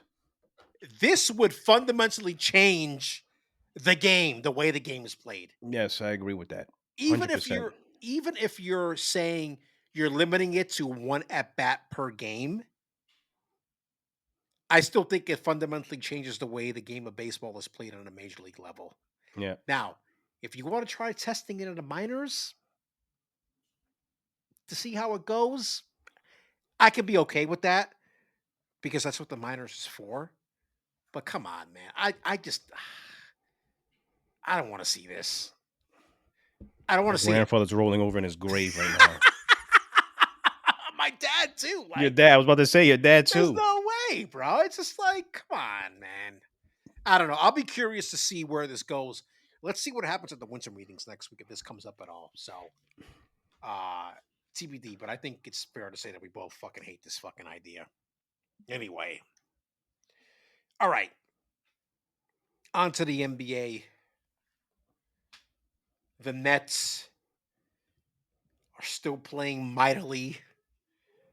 They played well in the recent West Coast swing, but they've struggled against. By the way, not to interrupt. Yeah. But I picked up my son from school today, walking to the bus stop. Shout out to my man, Mo Cheeks. I saw Maurice Cheeks walking down 10th Avenue. Oh, shit, really? Yep. Oh, wow. He was on the phone. But yeah. What is he doing? What is he doing these days? He's an assistant coach now. Thibodeau hired him. Oh, shit. Okay. Yeah, so he's back with the Knicks. You see somebody on television and someone says, yo, this is their height. You're like, he doesn't look that tall. He's got to be, he's a legit, I would say 6'1", 6'2". Who, Cheeks? Yeah. Maurice Cheeks. Yep. Anyway, but that I thought that was cool. That was what? The Columbus Circle? He goes to school. We walked to the bus stop on 57th and 10th. So we saw him around 56 and 10th. Just walking in the street, talking on the phone. No one knew who that was. Only me. Yeah, he must. I mean, he has to live in that area. I mean, why? Has to be. Yeah, definitely. Damn, bro. Let's see. Who have you seen? You ran into fucking this guy in Bader in Milwaukee. You've seen Emeka Okafor, right? A couple times on the train. A few times. Mark Cuban, right there by my job. Walked right by with Mark Cuban. Essentially, oh, really? Essentially touched his elbow. He towered over everyone. He's a He's a tall tall dude. guy. Yeah. I've seen David Lee. I've seen Lamar Odom, David Robinson. I mentioned to you years ago as a kid, I played basketball against Malik Sealy. Oh, he. Yeah, rest in peace. Yeah, He's definitely dead. we're gonna talk about him a little later on. Who else have I seen in that area? Bruce Willis, Regis, Chris Rock, Bruce Willis might as well be. Michael Strahan. Jesus Christ, I'm not condoning this behavior, ladies and gentlemen. Michael Strahan, Ice-T. Yeah, a bunch of people in that area. They either live in that That's area or they just interesting. work. Yeah, they're just around that area for whatever reason. That's interesting, huh? Yep. That's a hot spot for celebs. Yeah, yeah, huh? So there you go, guys. If you want to go fucking stalk somebody, There you go to go. the Columbus Circle area. Jesus Christ. Um, Going back to the Nets, I watched most of the game last night. I mean, listen, you know what the most frustrating thing about watching these games, I think sometimes is that knowing that if Ben Simmons was an average NBA player, the Nets would probably have a better record right now. But he leaves the game early yesterday because he fucking hurt his knee. And now tonight they started playing already. I don't know what the score is. They're playing in Chicago. I got the Monday night game on. Yeah, I don't have anything on right now. Great, damn, Rangers are getting killed. They're down 32-29 with 11:23 left Who are in the they second playing again quarter. tonight? The The Bulls. Nets? The The Bulls. Bulls. They're Yeah. not good. Yeah. Though I think Lonzo Ball's been playing better from what I read today. Anyway, um, but yeah, so Simmons is out tonight. He wasn't going to play anyway because Right, the this is the back to what. back. Yep. Yeah, the back to back because I'm not going to say what I'm thinking. Let's not do that. Um, but that's really not what I want to talk about. Really, with the Nets. So they come back off this West Coast swing. I think they won 3 out of 4 games out there, if I'm not mistaken. Played really well. Beats fucking Warriors with nobody. They came back from down big. That's been the big thing with the Nets this year. It's been the theme. They get down big, 20, 25 points, and they don't stop playing. Like they don't quit. They keep playing. Right, They because keep they're playing. tanking. Right. Yeah. Shout out to that Nets fan on Twitter. That's Dope. fucking beside himself every time the Nets won a game. But so they come back on Friday and they sold out at Barclays. And I believe they either came close or sold out last night as well. So here you have a team that is supposedly tanking, like LeeJay said. But I think that they have this identity now that people are actually coming out to watch them play. So I went to go check the attendance figure so far for the season, and the Nets are it's not great. Nine, Nine nine through and 12. yeah. So But through to be nine, fair, they don't have a superstar either. no, Which they always don't. goes to my point. Like always having a superstars or multiple superstars doesn't is gonna equate to winning. There's only one basketball that goes around. Right. So if you have a bunch of good players that play well together, that know what each other are gonna do, sometimes I would take that over having a team that has 3 superstars because they can't figure themselves out because they have egos that's bigger than the arena. That's hard to coach, man. People don't understand. That's hard to coach to get people to fall in line when you have all these egos. So I'm not a Nets fan, but kudos to them for playing hard. And before you say what you're going to say, I just don't understand why we keep on hearing these trade rumors, man. You guys got enough Oh picks. God. Try to trade some of these picks to build off these guys. That's how I would do it. You're Yes. going to get more picks for what? Because that's essentially what you're going to get if you traded Cam Thomas or what's his name that they just signed to a contract. I'm starting to hear his name come up now too. The tall kid, Yeah. skinny kid, Yeah. Yeah. Claxton. Yeah. Why do that? It Keep doesn't them make as any your sense. centerpiece and bring in a superstar and then like a superstar type B player and go with that. I don't know shit. I mean, when I sent you that picture of the screenshot of Mm-hmm, Cam Thomas and the other mm-hmm. guy, uh, it wasn't Nick Claxton, it was somebody else. I can't remember who it was. Um, I'm like, but why would you trade Cam Thomas? It doesn't make any fucking sense. That doesn't make sense to me. Wouldn't you want to build around a guy like that? Now I feel like, oh, maybe they are tanking if you trade If away you Cam do that, Thomas. then that's probably what you're doing. You're like, this guy's helping us win games that we don't want to win because we can't bench him. That's not going to look good because it's going to purposely look like we're tanking. We can't. Remember what I told you? They can't make it look Right. purposely. Yeah, exactly. But they could say, "Oh, this guy's offered us a good deal for this trade." Meanwhile, we know it's bullshit. But like, try to get rid of somebody that has a big contract that you don't want to pay anymore. Sweeten the pot with a couple draft picks and get like a good B-level player to start. And then from there, try to lure in a superstar during free agency. If he sees the team you're building, he's trying to do, you get the right superstar in here. And I'm not talking about like Kevin Durant or, these mercenaries. Is your idea to win, or I don't understand? Like, it's weird to me. I would not trade Cam Thomas. There's no way, man. I told you the minute they drafted him, I said, "Yo, the Nets got somebody. He's a good player." And now you're trying to trade him? Come on, bro. That's stupid. That's just stupid. And the But thing was, when he whatever. first, yeah, I mean, when he first started, I don't think anybody, I wasn't really aware of his game, but as like time went on, it's just like, holy shit, man! Like this guy can actually fucking ball. Um, the one thing I was going to say about the attendance, so the Nets right now are averaging 17,764 for the year. 17,764. That's good. It's not great for rank. It's What? 17th But what in is the that? league. But what does that stadium hold though? That's a good question. Because to me, that stadium, if you're saying they're Barclays averaging 17 million, capacity. fans, that stadium doesn't look like it holds any more than 21 million, if that. I didn't even think it would hold You 17 mean million, to be 20 honest with you. 21,000? I'm 20. Sorry, 21,000. Sorry. Well, here we go. So they're basically selling out because the arena offers 17,732 seats for basketball. So they're basically essentially on average, let's see, the average is Mm-hmm, 17,764. mm-hmm. They're basically selling out the arena every single time on So, all average. right. So, but is that fair to put them 17th if their No, arena doesn't hold? no, but You get what I'm trying to say? no, I get what you're trying to say, but that's just kind of the way that they No, do no, and stuff. I get that too. But Yeah, it's like that. That's why I yeah, always said that I always told you. Remember, we talked about this. That positioning of that stadium is terrible because you're only going to give yourself but so much space on that corner. You can't go anymore. The only right. way the only place you could go is up, It's up. Yeah, and shit. already sitting up there is frightening, Yeah, I'm not doing that shit. right? No fucking way am I doing That's that. what I mean. That's what I mean. Just by comparison's sake, the top 5 teams, average wise, Mavericks are number one at 20,087. Bulls are number two at 19,959. Knicks are number three at 19,812.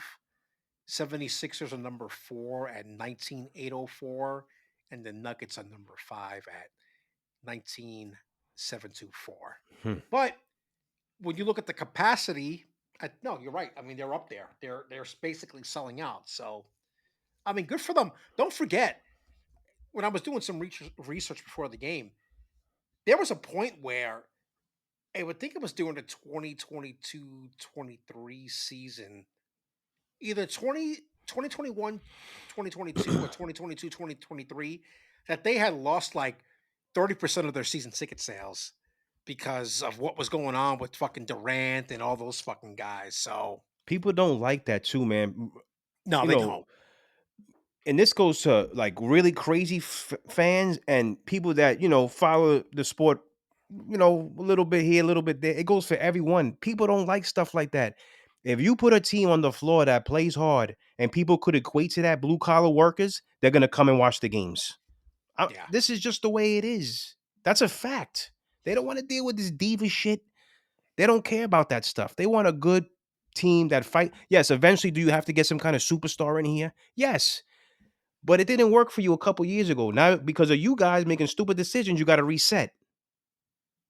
But as long as the team you put out there fights and could equate to the fan, they're gonna come. They're gonna pay their money. They're gonna go watch the game. They just gonna do it. And then when you have the superstars from the other team come in, you're definitely gonna sell out. Hmm. Yeah.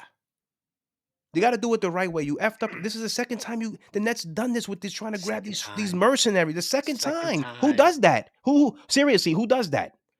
Bringing in these mercenaries that either are past their prime or they just want to come in for the money and then they start acting with these diva ways and then they want to leave. Like what? You're the one that brought in the coach. You're the one that did this. You're the one that did it. We did everything you wanted to do. Now you want out? No, you sit on that bench and you rot. I don't care what you say. It's wild, man. That's the one sport, the NBA, that the players run the league. Oh yeah, they got. I mean, and I hate that. Well, I mean, and just going back to what you're saying about them having two chances already, they have to get this one right. If not, I'm gonna be asking for Mr. Sy to fucking sell the team, just like you asked for Woody Johnson to sell the team. Because, like, what are we doing here? Anyway, Knicks 7-3 in their last 10 games. Whipped that ass last night. Pelicans suck. Right. They blew them out 118-85. And you know what? It's funny because I think one of the last times we spoke about the Knicks was, I think they were kind of still trying to find themselves. And you had mentioned, all they got to do is win 5 in a row. And I think they ended up winning like 4 in a row at that point. And if you look at the Eastern Conference standings, they're right there. I mean, 5.5 games back of the top seed, but they're right there. They're in the conversation. So, sir, what has been, because obviously you're more in tune with the team than I am, what has been kind of happening with this team lately that they've kind of, I guess, turned it around for better or worse? They're starting to figure this cat, as they call him, the big bodega. Jesus Christ. Call Is Anthony that what we're Towns. calling him? Nah, that's the rumor. I'm not sure they stuck with that. Come on. They had to figure out how, the things that Eric was worried about are the things that they're figuring out. Yeah. He's grabbing a lot of rebounds. He's playing defense. The 3-pointers he takes, he's shooting over 40%. When he got to score the big game, he scores it. He's got already a couple 40-point games, I believe, 30-point games.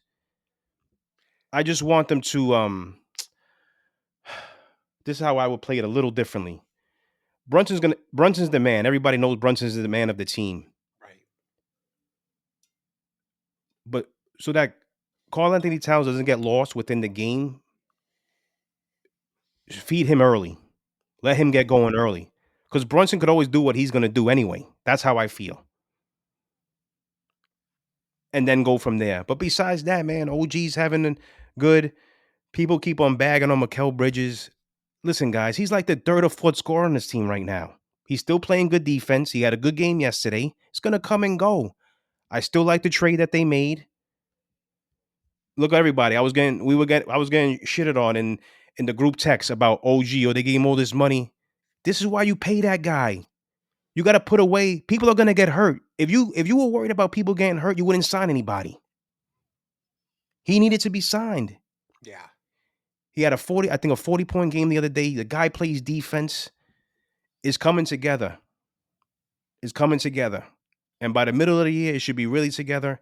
Because like I said, nothing less than the Eastern Conference Finals. And I'm sticking with that. Unless barring like catastrophe, like catastrophic injury, I don't see any, like Milwaukee. They're coming along now. But yeah, they are. 76ers suck. Boston, of course. Boston's Boston. But if you're up at there in the top echelon, you're not going to have to worry about seeing them until the Eastern Conference Finals. Right. Cleveland, they have a good record, but is that going to hold up in the playoffs? Hasn't been shown yet, so we don't know. The Magic are playing really well. Right? I don't think anyone's sold on them yet, but you never know. They're 9-0 at home, by the way. So let's see what happens. It's all about gelling, bringing it together. Like I said, Eric, just chill. Eric, your boys look what Minnesota's doing over there. I think they're like 9-9 or something. They're already bitching about Julius Randle. Well, didn't I see the rumor that they're thinking about trading DiVincenzo? Like, what the fuck? That went south quickly. See, Eric, just chill in Atlanta, brother. Eric, your boy's half Dominican. Like, come on. Just chill, brother. I got you. I didn't know. Follow. I know we haven't met, but we're gonna meet. We're gonna meet one day, brother. Just follow my lead on this. I've been being tortured by the Knicks long enough, and I'm pretty sure you have too. Yeah, he has been. I used to tease him about it in high school. Jesus Christ, man. That's how much I hated the fucking Knicks. I would come in with my fucking Orlando Magic jersey, my Shaq Orlando Magic jersey. Holy shit, He's gonna man. laugh when he hears that. By the way, I know. Just going back to Cat for a minute. I know he played like shit last night. Looking at the stats, I'm looking at the line last night. 14 points, only 4 of 12 from the field. But overall, man, He had 19 boards, I think. he did have 19 He had a boards. big block, Yeah. like a real nasty block. But Over. that's what I was saying with the 12 shots for him. Thank God it was a blowout, but 12 shots for him is not enough. Yeah. That's why I think you got to get him involved early. Well, I mean, Then way if you come away from him, he got his numbers off already. Yeah. So he's good. But even when so going back to 2 games ago, I'm looking at this now because he's averaging 25.2 points a game and he's shooting 53.3 from the field. But even so, the last 2 games ago against the Mavericks, when he basically had his average 25 points, he only had 4 more shots. He just happened to make, he just happened Probably to make had a more. few 3-pointers, right? Yeah, he had 2. He was 2 for 4 from 3-point. Okay, so not even. So that means a lot of his points came down low, and he probably got a lot of his points off early, which is to my point. Somebody like him, you got to get started early. I mean, so what do you think is fair for him as far as how many shots a game he should be getting? For somebody like him, he got 12 yesterday. I would say anywhere between 17 to 25 shots. Okay. Closer to 25. I just wanted to make it a broad number. Okay. But closer to 25. Well, let's look. He hasn't gotten that at all this year. Right. So the only game that he's gotten, he had 30 shots against the Bulls on November 13th when he how many scored did he score 46 there? points. That's the game he scored 46 points. There you go. But let me just see how far back this goes. This only goes back to November 13th. But in the last 1, 2, 3, 4, 5, 6, 7, 8, 9, in the last 10 games, he's hasn't shot over 20 shots in a game, except for that Bulls game. He's Which is why I said he's got to get a lot of his shots at the beginning, first quarter, into the second quarter. Because Brunson's going to always get his shot. The ball's always in his hand. He's going to be able to do whatever he wants, whenever he wants. Right. So do that in the third and the fourth. Yeah, do a little bit in the first and the second, but your main goal is to get this guy off so he doesn't get lost within the offense, just in case they get down. If he starts early, Knicks aren't down. They're right in lockstep. Yeah.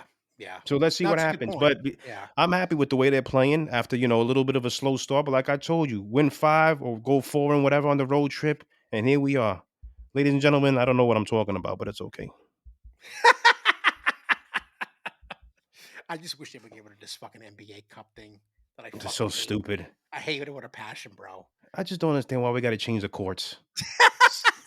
Someone explain that to me. That shit, I can't look at that shit too long. I feel like I'm going to get, I don't know, vertigo or something. This is so fucking stupid. Oh my God. I can't. And the thing is, what was I watching the other day?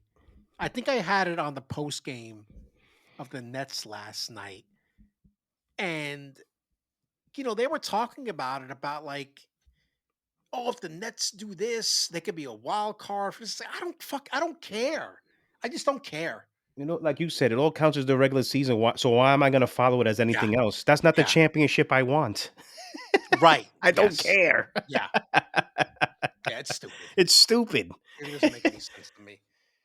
Oh, boy. All right. It is halftime here on Two Dummies That Just Watch, a sports podcast between friends. Sir, it is December 2nd. Oh, yeah. We are, as of this recording, 23 days away from Christmas. And I think the way this topic came up today was because, was it today or yesterday? Yesterday, I think. Yeah, yesterday. We didn't have a halftime topic. And then LeeJay asked me if I had one. I was like, no, I haven't really thought about one. And he goes, I've got one. He said how much he hates Christmas. Now, LeeJay is Scrooge McDuck when it comes to this. without the money and without the little Without the bank money swimming bin. in the gold coins. But Or did Scrooge McDuck hate Christmas? I don't remember that. well, don't forget what they did. No, I say that because Disney did the version of Christmas Carol. I got you. I got you. He was Scrooge. He was Scrooge McDuck was in it. And I think wait, isn't the original character in Christmas Carol Scrooge? Let me just see something Yeah, real quick. Scrooge, right? This is That's his gonna name. bother me. Well, I don't know of his name, but Christmas whatever they call him. Carol. Yeah, Scrooge, a Christmas Yep, Carol. Scrooge. Yeah, yeah. It is Scrooge. Um, I am more of I definitely like Christmas. It's definitely my favorite holiday. But there are aspects of it that I don't care for. But sir, I will let you start here. I know where some of this comes from, but go ahead and tell us why you hate Jesus.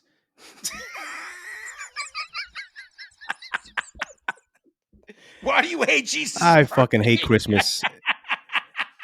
And this goes back to even this is maybe surprising to some of y'all, but this goes back to as a kid. What a fucking shock. I fucking hate Christmas, bro. Besides the spending of the money, and let's just say a little story. Sure. I used to sit around, go to my grandmother's house. There was like 73 Puerto Ricans in a 1-bedroom apartment, sweating our balls off. We used to have to open the balcony door so we could be cool. My cousin, if he's gonna listen to today's episode, he knows what I'm talking about because he was there, and my brothers and everybody. I used to just sit there as they passed around gifts, and I used to just watch people's faces. Oh, thank you so much. Meanwhile, they're like, bitch, burn for buying me this shit, you cheap motherfucker. I could just look at them. I see that what was happening. Holy shit. And as kids, we don't appreciate what we appreciate now as a gift for adults. Like, when someone gives me socks, I'm ecstatic. When someone gives me a 5-pack of Hanes underwear, I'm ecstatic. T-shirts, pants. This all stuff gets me excited as an adult, even though we shouldn't be getting gifts as adults. So as a kid, you don't appreciate these things until now. But my biggest gripe is that nothing's ever appreciated. I can see that. We go around spending money. I'll be a real Scrooge. I'm going to say this, and you might be surprised. You might not be surprised. I have children. I have 3 of them. I have grandchildren as well. They shouldn't get gifts either.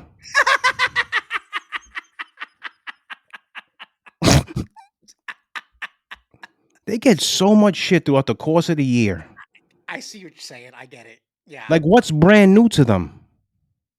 Nothing. They get, my kids get everything. Shout out. Listen, as much as I don't want to do this, shout out to their mother and, her parents. They buy them everything they want throughout the course of the year. Christmas was always something that you waited for because you knew you were going to get something that you couldn't get because you had to wait for it. Right. Yes. I agree. You didn't go to Walmart or to wherever and then you asked for something and then he got it for you. I asked for something, I got cracked in the head.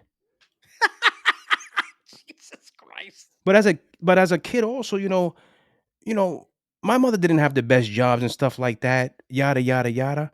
So whatever our grandfather got us throughout the course of the year, I appreciated that. It was everything that I wanted. My baseball equipment, my cleats. I didn't care if I got anything for Christmas. I didn't care. It didn't. You got me the stuff I already needed for what I wanted for baseball, whatever, and I was good with that. Yeah. I don't think what makes it worse for me now, even though I didn't like it before, what makes it worse for me now is that I just think it's all a show. Nothing's appreciated, even between the adults. And I'm not saying all adults are like that, but majority, you could just look at their face. Yeah. They get something, they're like, this fucking bitch got me a fucking sweater that says whatever on it. What a cheap motherfucker. What a cheap. She probably gets that from her mother. Like, holy shit. And I just sit there and I just laugh because it's all stupid. It's all stupid. It all makes this. Let's just waste more money. and cry about Yeah. it later. I mean, that's that. I will say that is like the aspect about it. I love the decorations. I love the Christmas tree. Even though I'm living by myself again, I put up a tree this year. It's probably the first time I've done it living single and being single in a very long time. So I love all that shit. I will in a couple of weeks. What is it? I think they do the tree lighting in Rockefeller Center this week. I'm Mhm. right by there. I'll walk by it just to see I saw it because I've done it every year of my life. I have So no I thoughts of will committing suicide, so I will not walk over there. I will walk by there and see it, wave at it, take a picture, and I'll be off of my day. I love the Reese's Pieces trees. I put on 5 pounds during this time of year. I love the coquito. For those who don't know, that's like alcoholic eggnog. That's a way better. I love all that shit. But yeah, the gift stuff I could do without, and I think, well, I might be pissing some people off if they hear this, but for a lot of years there was like a lot of pressure. I feel like in my family to get everybody gifts. Yes, everybody's trying to top the next. I agree with that. Yeah. But what can that person buy you that you can't buy yourself? Well, that's the thing. So what we did now, so what we do, unfortunately, not everybody's a part of this plan, and I'll give you a hint as to who isn't. But basically, between myself, my brother, his wife, my sister, and her husband, we put a cap on a $25 gift. That's it. You That's can't it. All right, spend more fine. than $25. That's it. So we decided to kind of do that and focus on the kids and the parents, like my mom and my stepfather, and the kids. Elsie. Elsie, yeah, my aunt, and like my nieces and nephews. But yeah, we stopped with the whole, because I was, averaging like $100 per person. Yeah, like come on, man, that's That's a ridiculous. lot. You got a job, get your own fucking gift. Like that's like a fucking lot. You know what used You to get me know? into arguments with like former and prior relationships? They used to ask me, "All right, let's play along. What do you want?" All right, Yeah. I'm simple. You know who I am. I'm Yeah. pretty simple. Yeah. Video game, if there's a good one out, buy me a Yeah. hat. Yeah. I need some new pants or maybe some new shirts or whatever. Something Yeah. simple. Oh, that's boring. Well, you know what? Fuck you. Don't buy me shit. I'll I buy it never had myself. Just don't wow. ask me. I've never gotten that response. Don't ask me. What's boring? That's what you asked me what I wanted. I told you, and I'm boring. Go fuck yourself. What I've liked to done in the past in that situation is like if you and I have been together for X amount of time or whatever, you know what I like by this point. Surprise me. And That's usually when I kind of when like I've stuff done like that, that yeah, because I'm not the person that's gonna open a gift and give you that face. right, Whatever you yeah, got, it came. You thought about it. If you know who I am, boom, we're yeah, good. exactly, yeah. Oh, you could do this. Do what me and my brothers exchange every year to ourselves. We do the same gift every year. You know what that gift is? No. Nothing.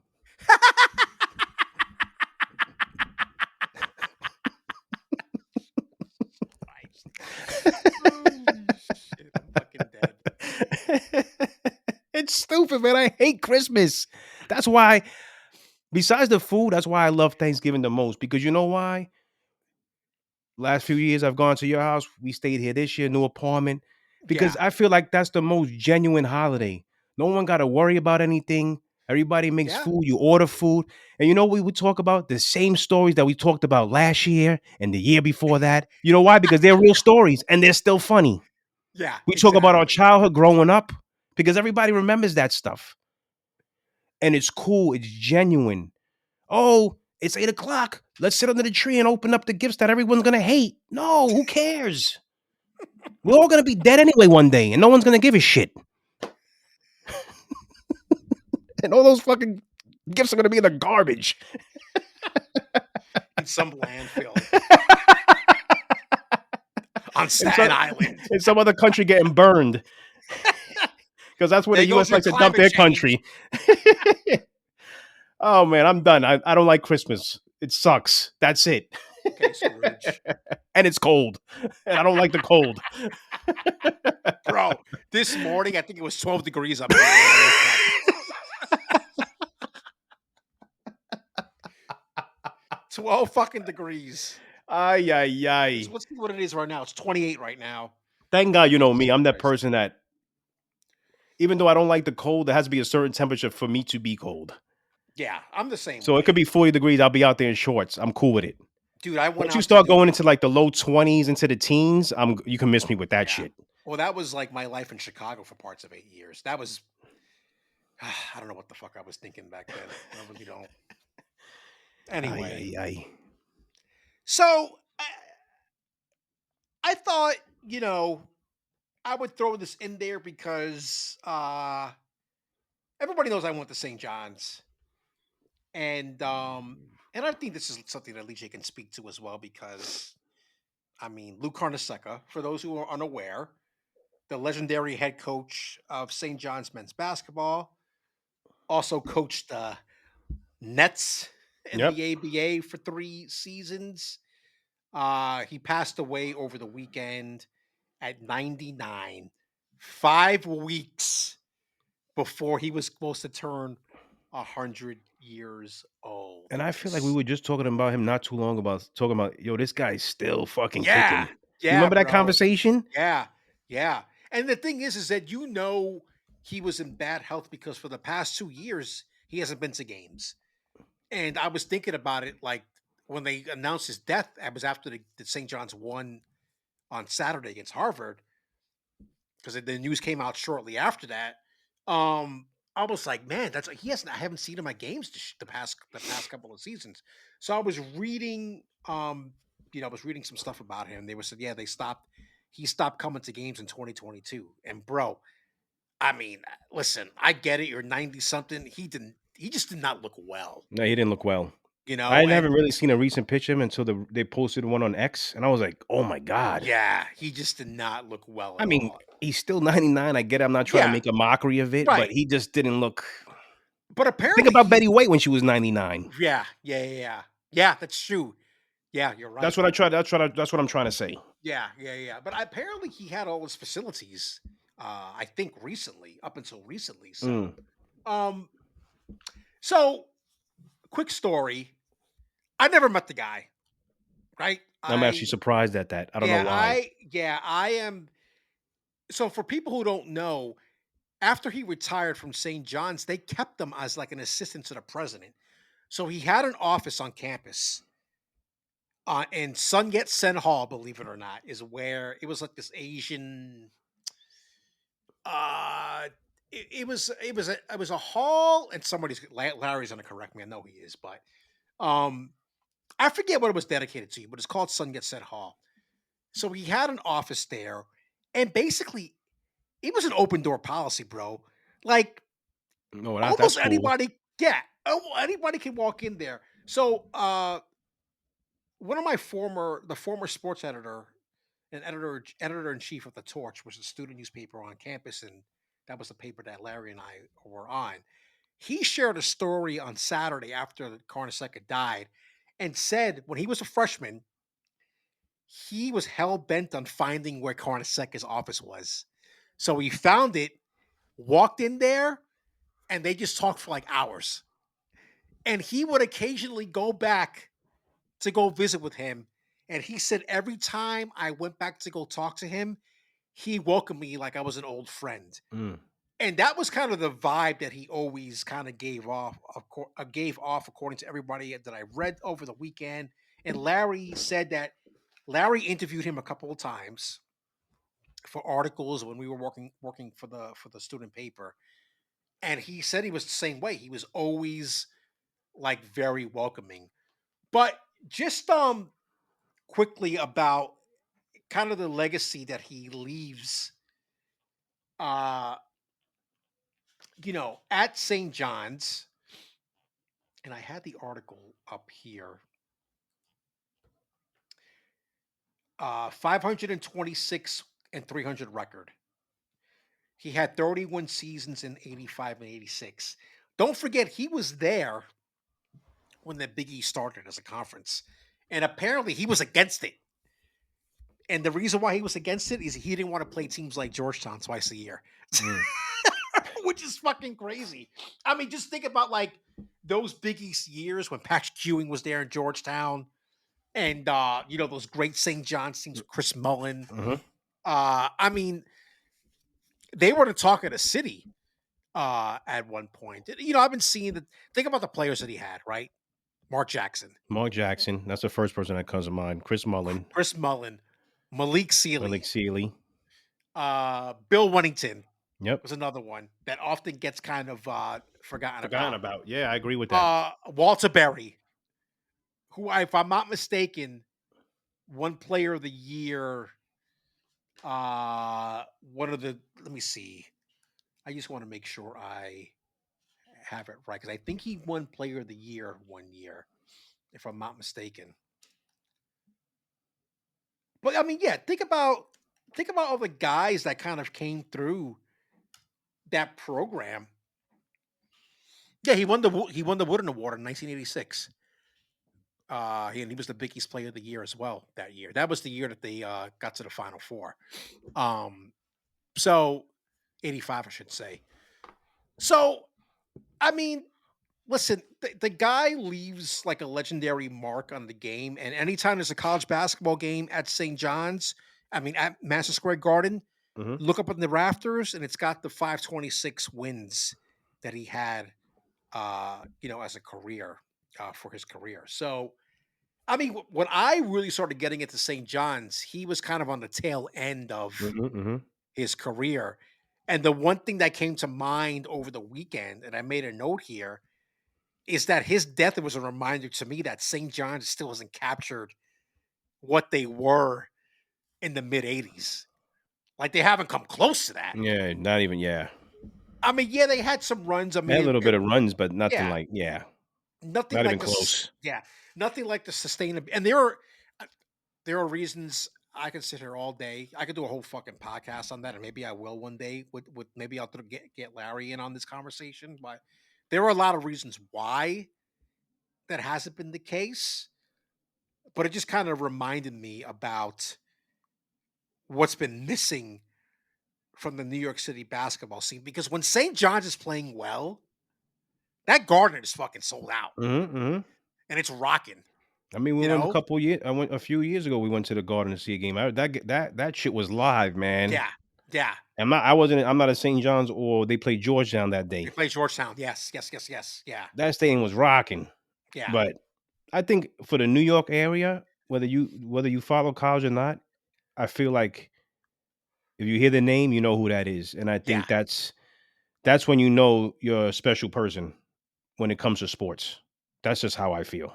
No, And that's really much all I really have to say. You like I said, you more on this topic than I would be, but I just feel like living in New York, if you didn't follow college basketballs, I know a lot of people don't, but if you did hear that name, you know who that was. yeah. Or you could Everybody, at least tell me what he did. yeah. Everybody knew who Lou Carnesecca was. Everybody knew about the sweaters, the ugly sweaters as he Yep. used to wear. Uh, that Thompson would get on his case about.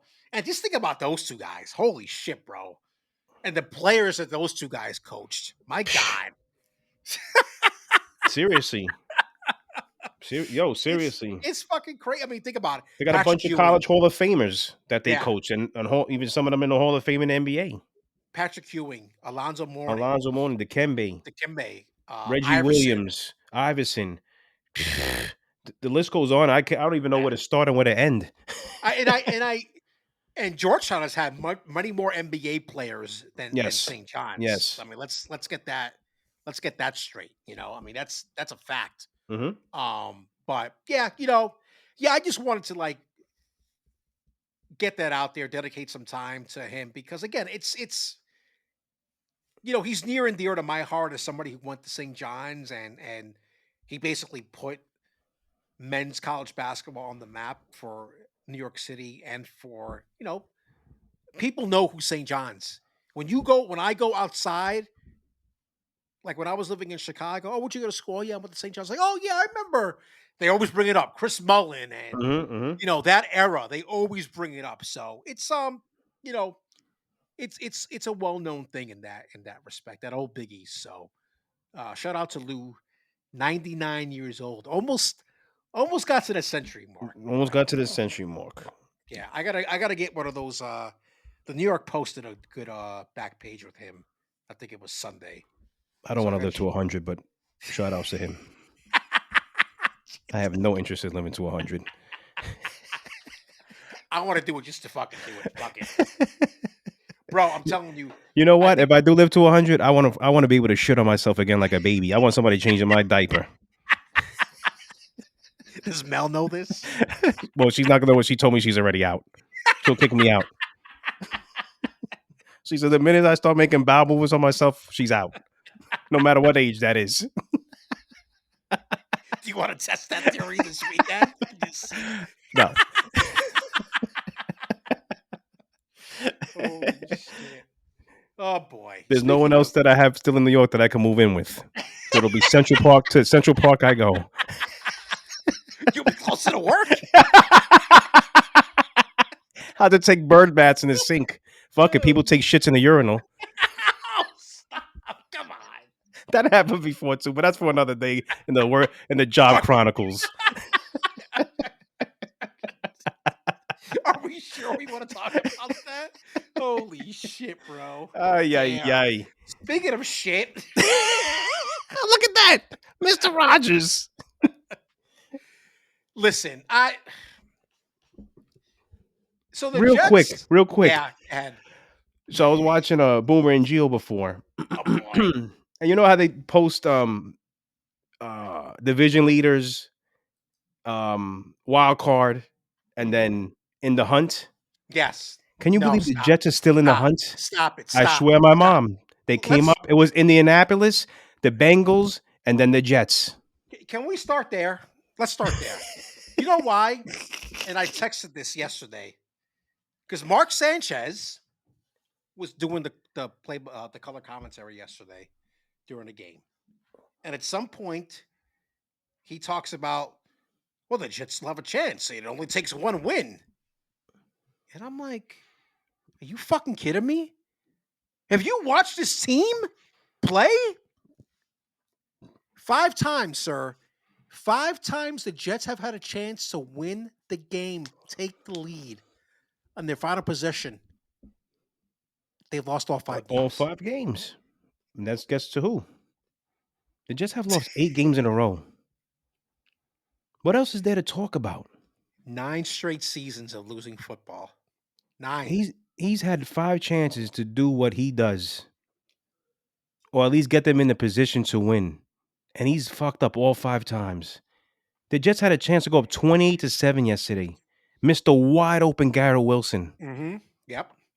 Wide open. And on the next play, what did he do? Throw a pick 6 to Leonard Williams, 92 yards. Sir, the Wilson thing was the wind's fault. Yeah, the wind. The wind these. What was the other? Oh, sometimes, it's my fault. But, there are 11 other guys on the field or 10 other guys on the what?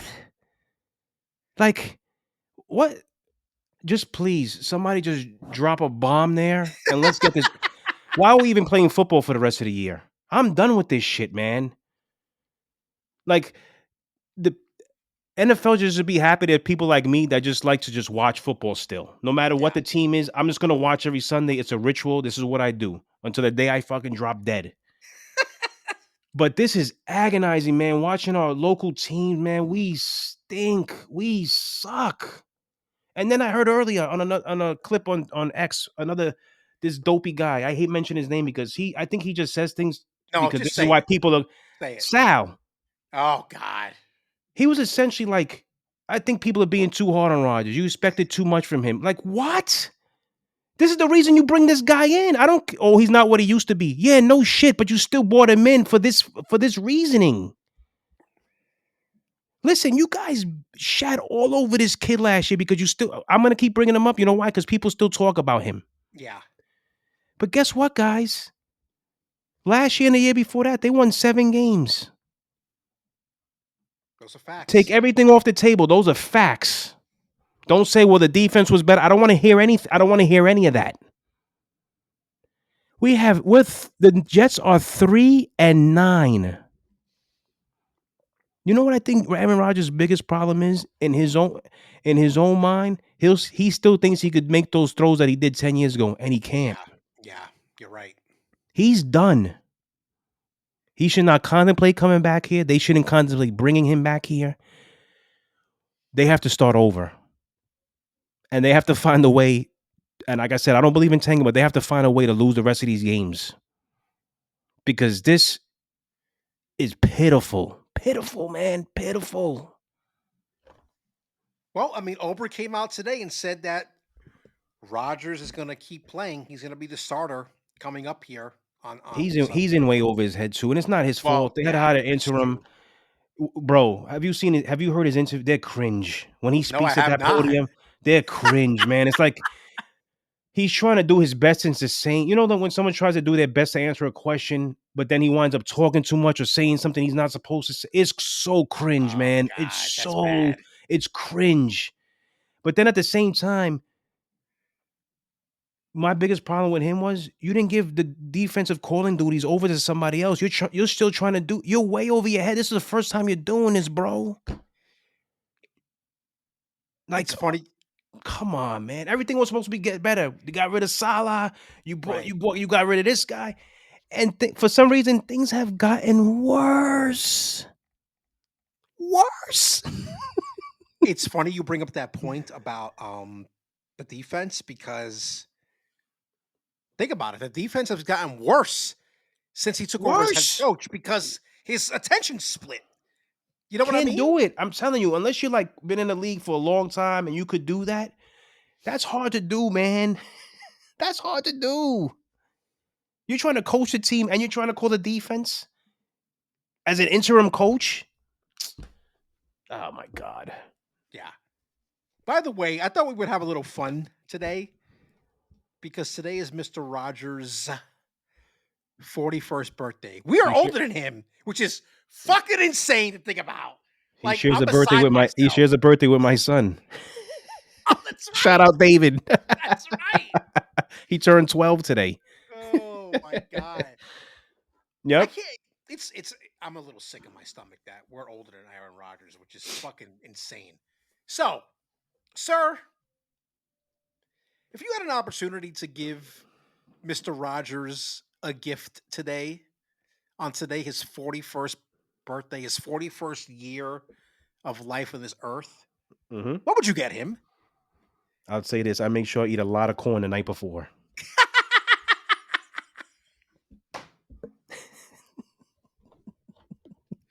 Holy shit. A big fat hot turd. F that guy. I'm done with him. Holy shit. I think my gift for him would just be some fucking balls, man.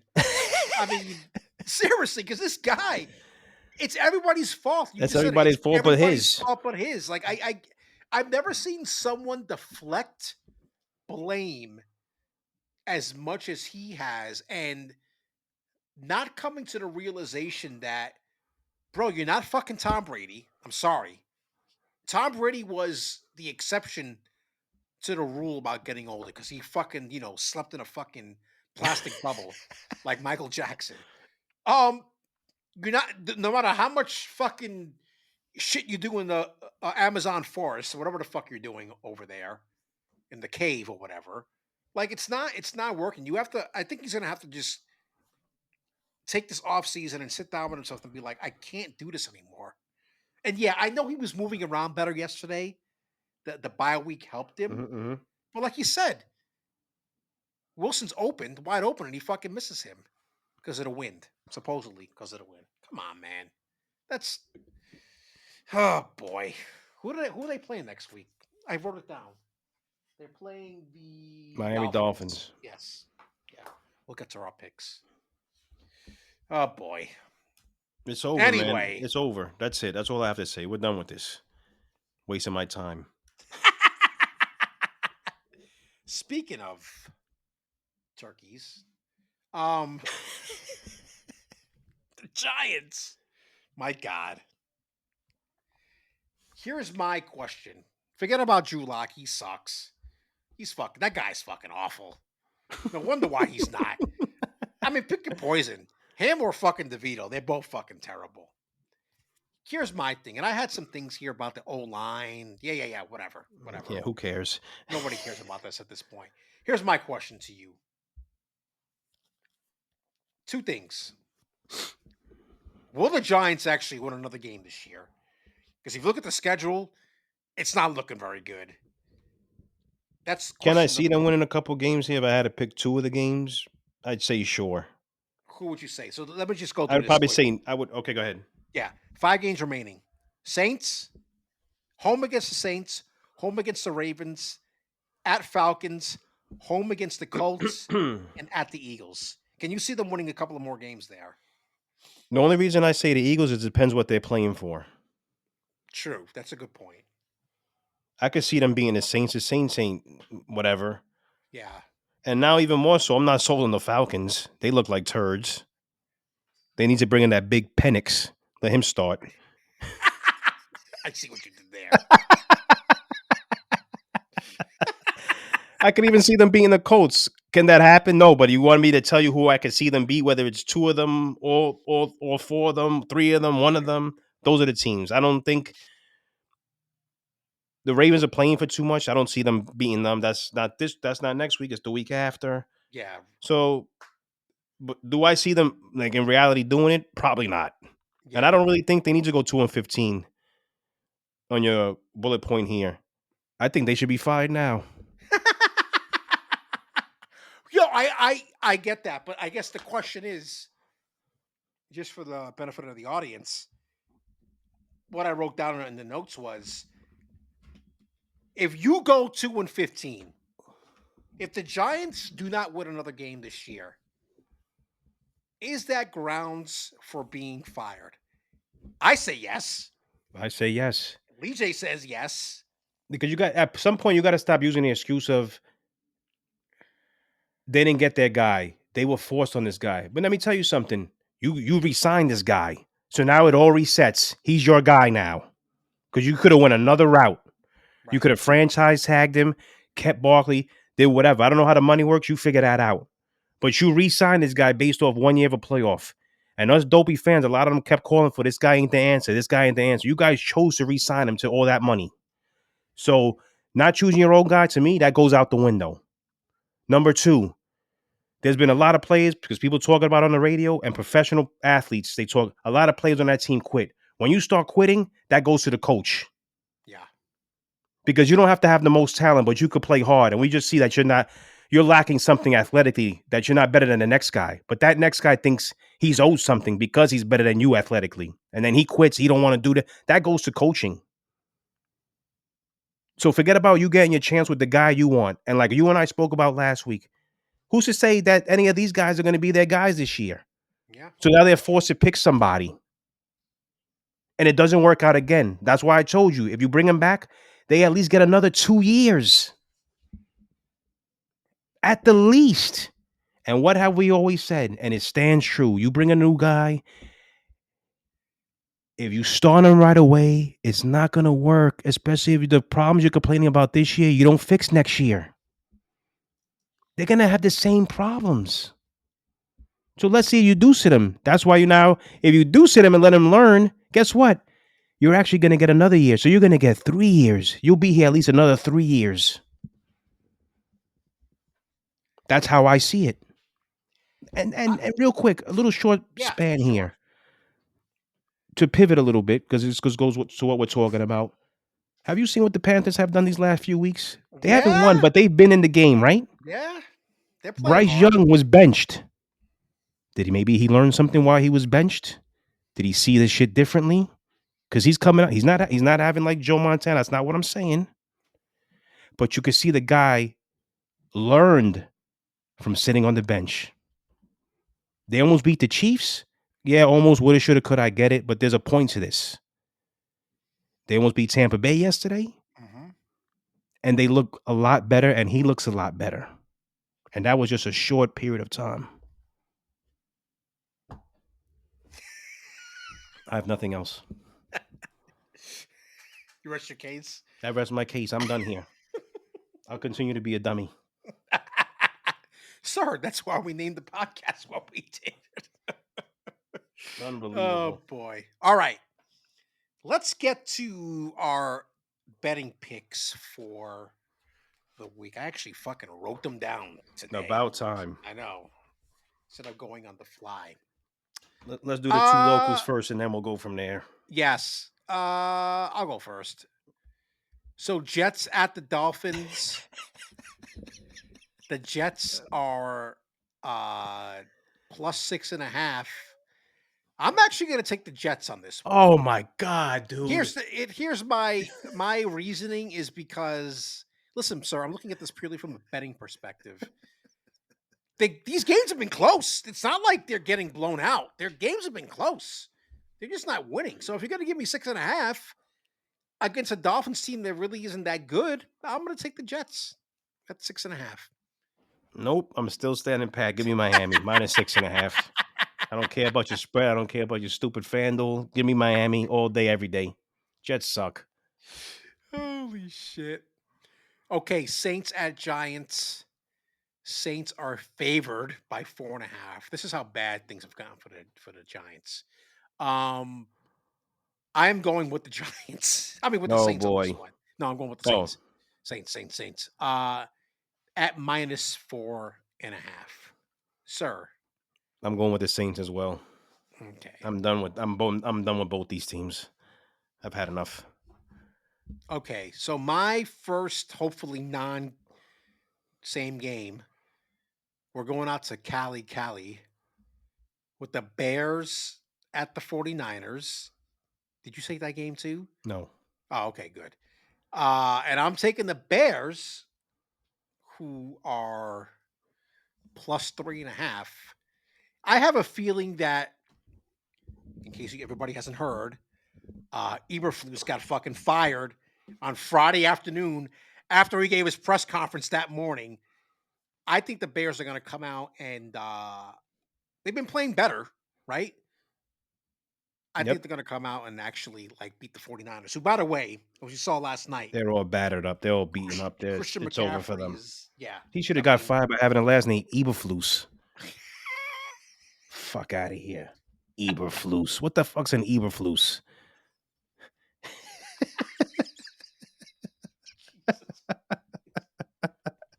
Christ. oh my God. And then to defend that stupidity of you, come on, bro. Get out of here.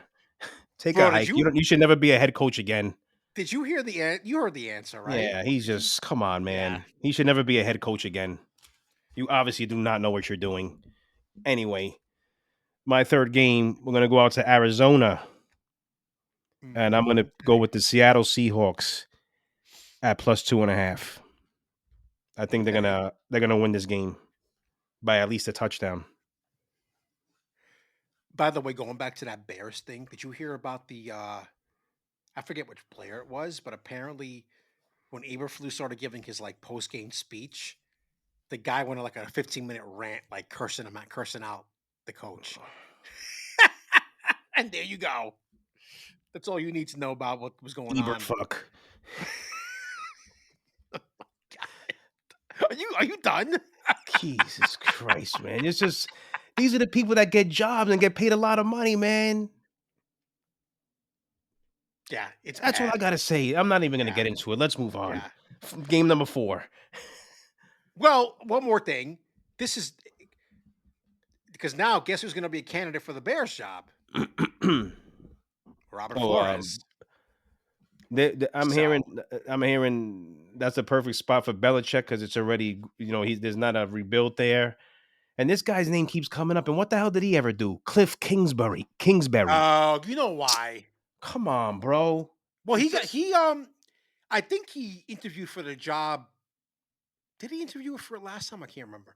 The only reason his name is coming up is because what's going on with this guy in DC and the year that he's having.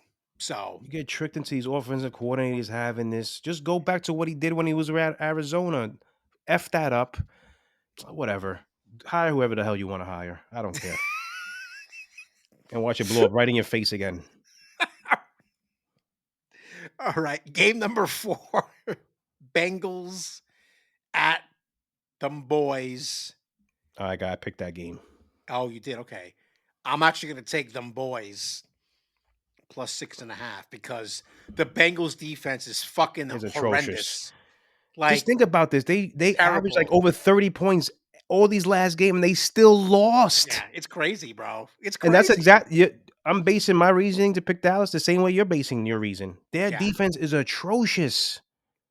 It sucks. It's By, bad. by the way, did you hear what this guy said after the game yesterday? Burrow. He I'm not was like, sure. he was like, there are some guys we're gonna find. We're seeing that there are some guys that are going to be with this team. I'm paraphrasing, but like some guys are going to still be with this team next year, and there's some guys that are not going to be here. I'm Hmm. like, holy fuck, bro. Somebody was saying how he might be, by saying something like that, he might want to have more say over player personnel. They might be already asking him. Yeah, it's And true. Who stays and who he goes? just let in on it Yeah, there you go. because the guy's putting up phenomenal numbers. That defense sucks, Yeah, it's bro. awful. It's awful. They couldn't cover me, and I'm all messed up. my McCarran Park days are far behind me. Bro, they let Russell Wilson like throw for 400 and something yards yesterday. They made That him look can't like the old. happen. They made him look like the old Russell Wilson. Right? It's fucking insane. I wasn't really like watching outside of the Jets game. Wasn't really like paying attention yesterday. But when I heard those stats, I was like, "What? 400? I think it was 412 yards. Let me just see quick because I've got the box, the It was. It was. NFL.com. I think it was over 400. 414 yards. Jesus Christ! 3 touchdowns, 1 interception. My God. Anyway, my last game, going back to Cali, Bills Oh, at oh no, Rams, no, I don't got that one. and I am taking the Bills at minus favorite at -4.5. So, what is your last game? We're gonna go to what I have on my hat. The hat that I'm wearing today. We're gonna go to KC, and I Okay, actually like the Chargers in this game at +3.5. It's funny you say that because I was looking at the thing and I'm like, the Chiefs, this shit can't keep going. Keep going. Now with this. Now with this talent. Now with Yeah, this. They have that lack of talent. And every other like Kelsey's having a down year. They have a bunch of injury. This can't. And I think this is where the Chargers get that win there. I will say one thing because I know I picked Chiefs versus Lions in the Super Bowl. I don't think the Chiefs are going to make it. To be quite honest with you, how much did you watch any of that game on Friday? I watched none of it. Okay, I watched a decent amount of it because I was working, unfortunately. Um, there's just not the Chiefs anymore. They're winning because it feels like the other team slips on a banana peel at the end of the game. And I mean, did you see what happened with the bad snap at the Yeah, I end? didn't see any. I didn't see any Yeah. highlights. I didn't see anything. So basically, what happened in the final was the last possession of the game, and the Raiders were driving, and O'Connell. Something happened with the snap where he was clapping for the ball Mm-hmm. to get snapped, and the center snapped it too early, and it caused a fumble. And I mean, that was it. That was the end of the game there. So again, slip on a banana peel, and the Chiefs win. All right. Hold on, real quick. I wanted to tell Yeah. you this before because right after the picks, so my brother sent me something. Oh boy. I don't know how true this is, but we could just simply. I actually believe this. So games won the last 50 days. I repeat, games Oh, I won. saw Did you this. see Yes. this? Yes. So for Yes. the audience, Go ahead. Yes. Yes. Yes. Yes. games won the last 50 days. Yes. Mets and Yankees a combined 7. Jets and Giants won. And on that note, we will be moving on to the end of the show. That's pathetic. That is really bad. I did see that today, and I forgot to send that to you. Pathetic. Oh God! All right, we are at the end of the show here, and this is gonna. We're doing something different here. I don't know what the hell LeeJay has in store, but we're not doing. Leave it up to me. We're not doing a Mount Rushmore. We're gonna play some kind of game here to end. All I know is like it's some kind of like rapid fire thing, Yes. and I'm a little I'll scared explain in about a minute. this. Okay. Oh boy, are there actually rules to this? So I came up with however you want to call it. It's food, sandwiches, Okay. whatever, however you want to call them. So the object is called rapid fire, 1 through 5, Okay. and you're gonna rank these, but you're not gonna know as I tell you them. So you're gonna pick a sandwich. Let's say it's just whatever food it is. Okay. Let's say you put it at number 5, but the next one you're like, oh shit, that's not number 1. That's number 1. But it's too late. Oh, You already yeah. labeled it. You I already got labeled you. it. I But got here's you. a caveat I added to this. I wanted to do something a little different. Because I've seen this done with other, yeah. So here's what I What's the want to do. caveat? Here's Yeah. what I want to do. There's actually 6 quote unquote sandwiches. You don't know the 6th one, but you have the opportunity when you Oh. hear, let's say you get I give you the first 2 sandwiches, you want to put them on the board. So you give them a number. But I give you the 3rd one. You're like, I'm not really a big fan of that one. I want to swap that out for number 6 that I don't know. But here's the thing. It could be a bad one or it could be a good sandwich. Something that you really love or something that you really hate. You got it? Yeah, I got it. I got it. Very Okay. good. So let me know when you're ready. Rapid Go fire. ahead. I am 1 ready. through 5. The first Yes. one, the Philly cheesesteak. Oof, man. And I try to do it to what I know you like. Because you know So how that way much it I could be love on. those things. Exactly. So we're going to go with the Philly cheesesteak. I'm going to put the Philly cheesesteak. I'm going to put that at number 3. Interesting. Number 3. Because Let I me think mark that's that down here. it's a really solid, but it's not like trust me, it is up there. Like it is a top 5 sandwich for me. But I'm gonna put it at number 3. Of course, not knowing what else is there. So continue, sir. The next one. Now this has to be a good spot. I'm talking about like the best one you've ever had. And I'm not talking about no regular fast food. I'm talking about like a real Okay. good hamburger or cheeseburger. Oh, damn. This is tough. I gotta say, I've kind of moved away from them over the years for whatever reason. I haven't had a Shake Shack burger in so fucking long. You know how much I love Shake Shack. I'm gonna put the burger slash cheeseburger at number 5. Okay, interesting. Yeah. Interesting. I'm trying to figure out which one I want to give you first because I know you like.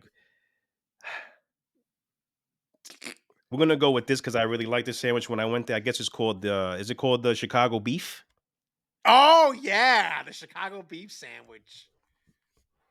Mm. For those who don't know, if you go to Chicago, go to Portillo's and Phenomenal. get the Chicago beef sandwich. And what they do is they take a pair of tongs, not thongs, tongs. They take a pair of tongs and they take the sandwich. You have to tell them they dip it in gravy, Oh my god. and you get to say how heavy you want the gravy. You can either get it fucking soaking wet in Soaking the wet. gravy, Oh yeah, I or like it get it soaking like, wet. or get it in the middle, or you can have it dry. Don't get it dry. Don't get it dry. You got to get it with the That's a gravy. mistake. As much as I love that thing, I mean, let's see. I already did number 3. I'm gonna put that at number 4. Number 4. Now this is where I might use That, my maybe because we're down to the last 2. there you Yeah. go. So this is where I might use my thing here, depending on what you say next. A really good chicken palm hero. Damn.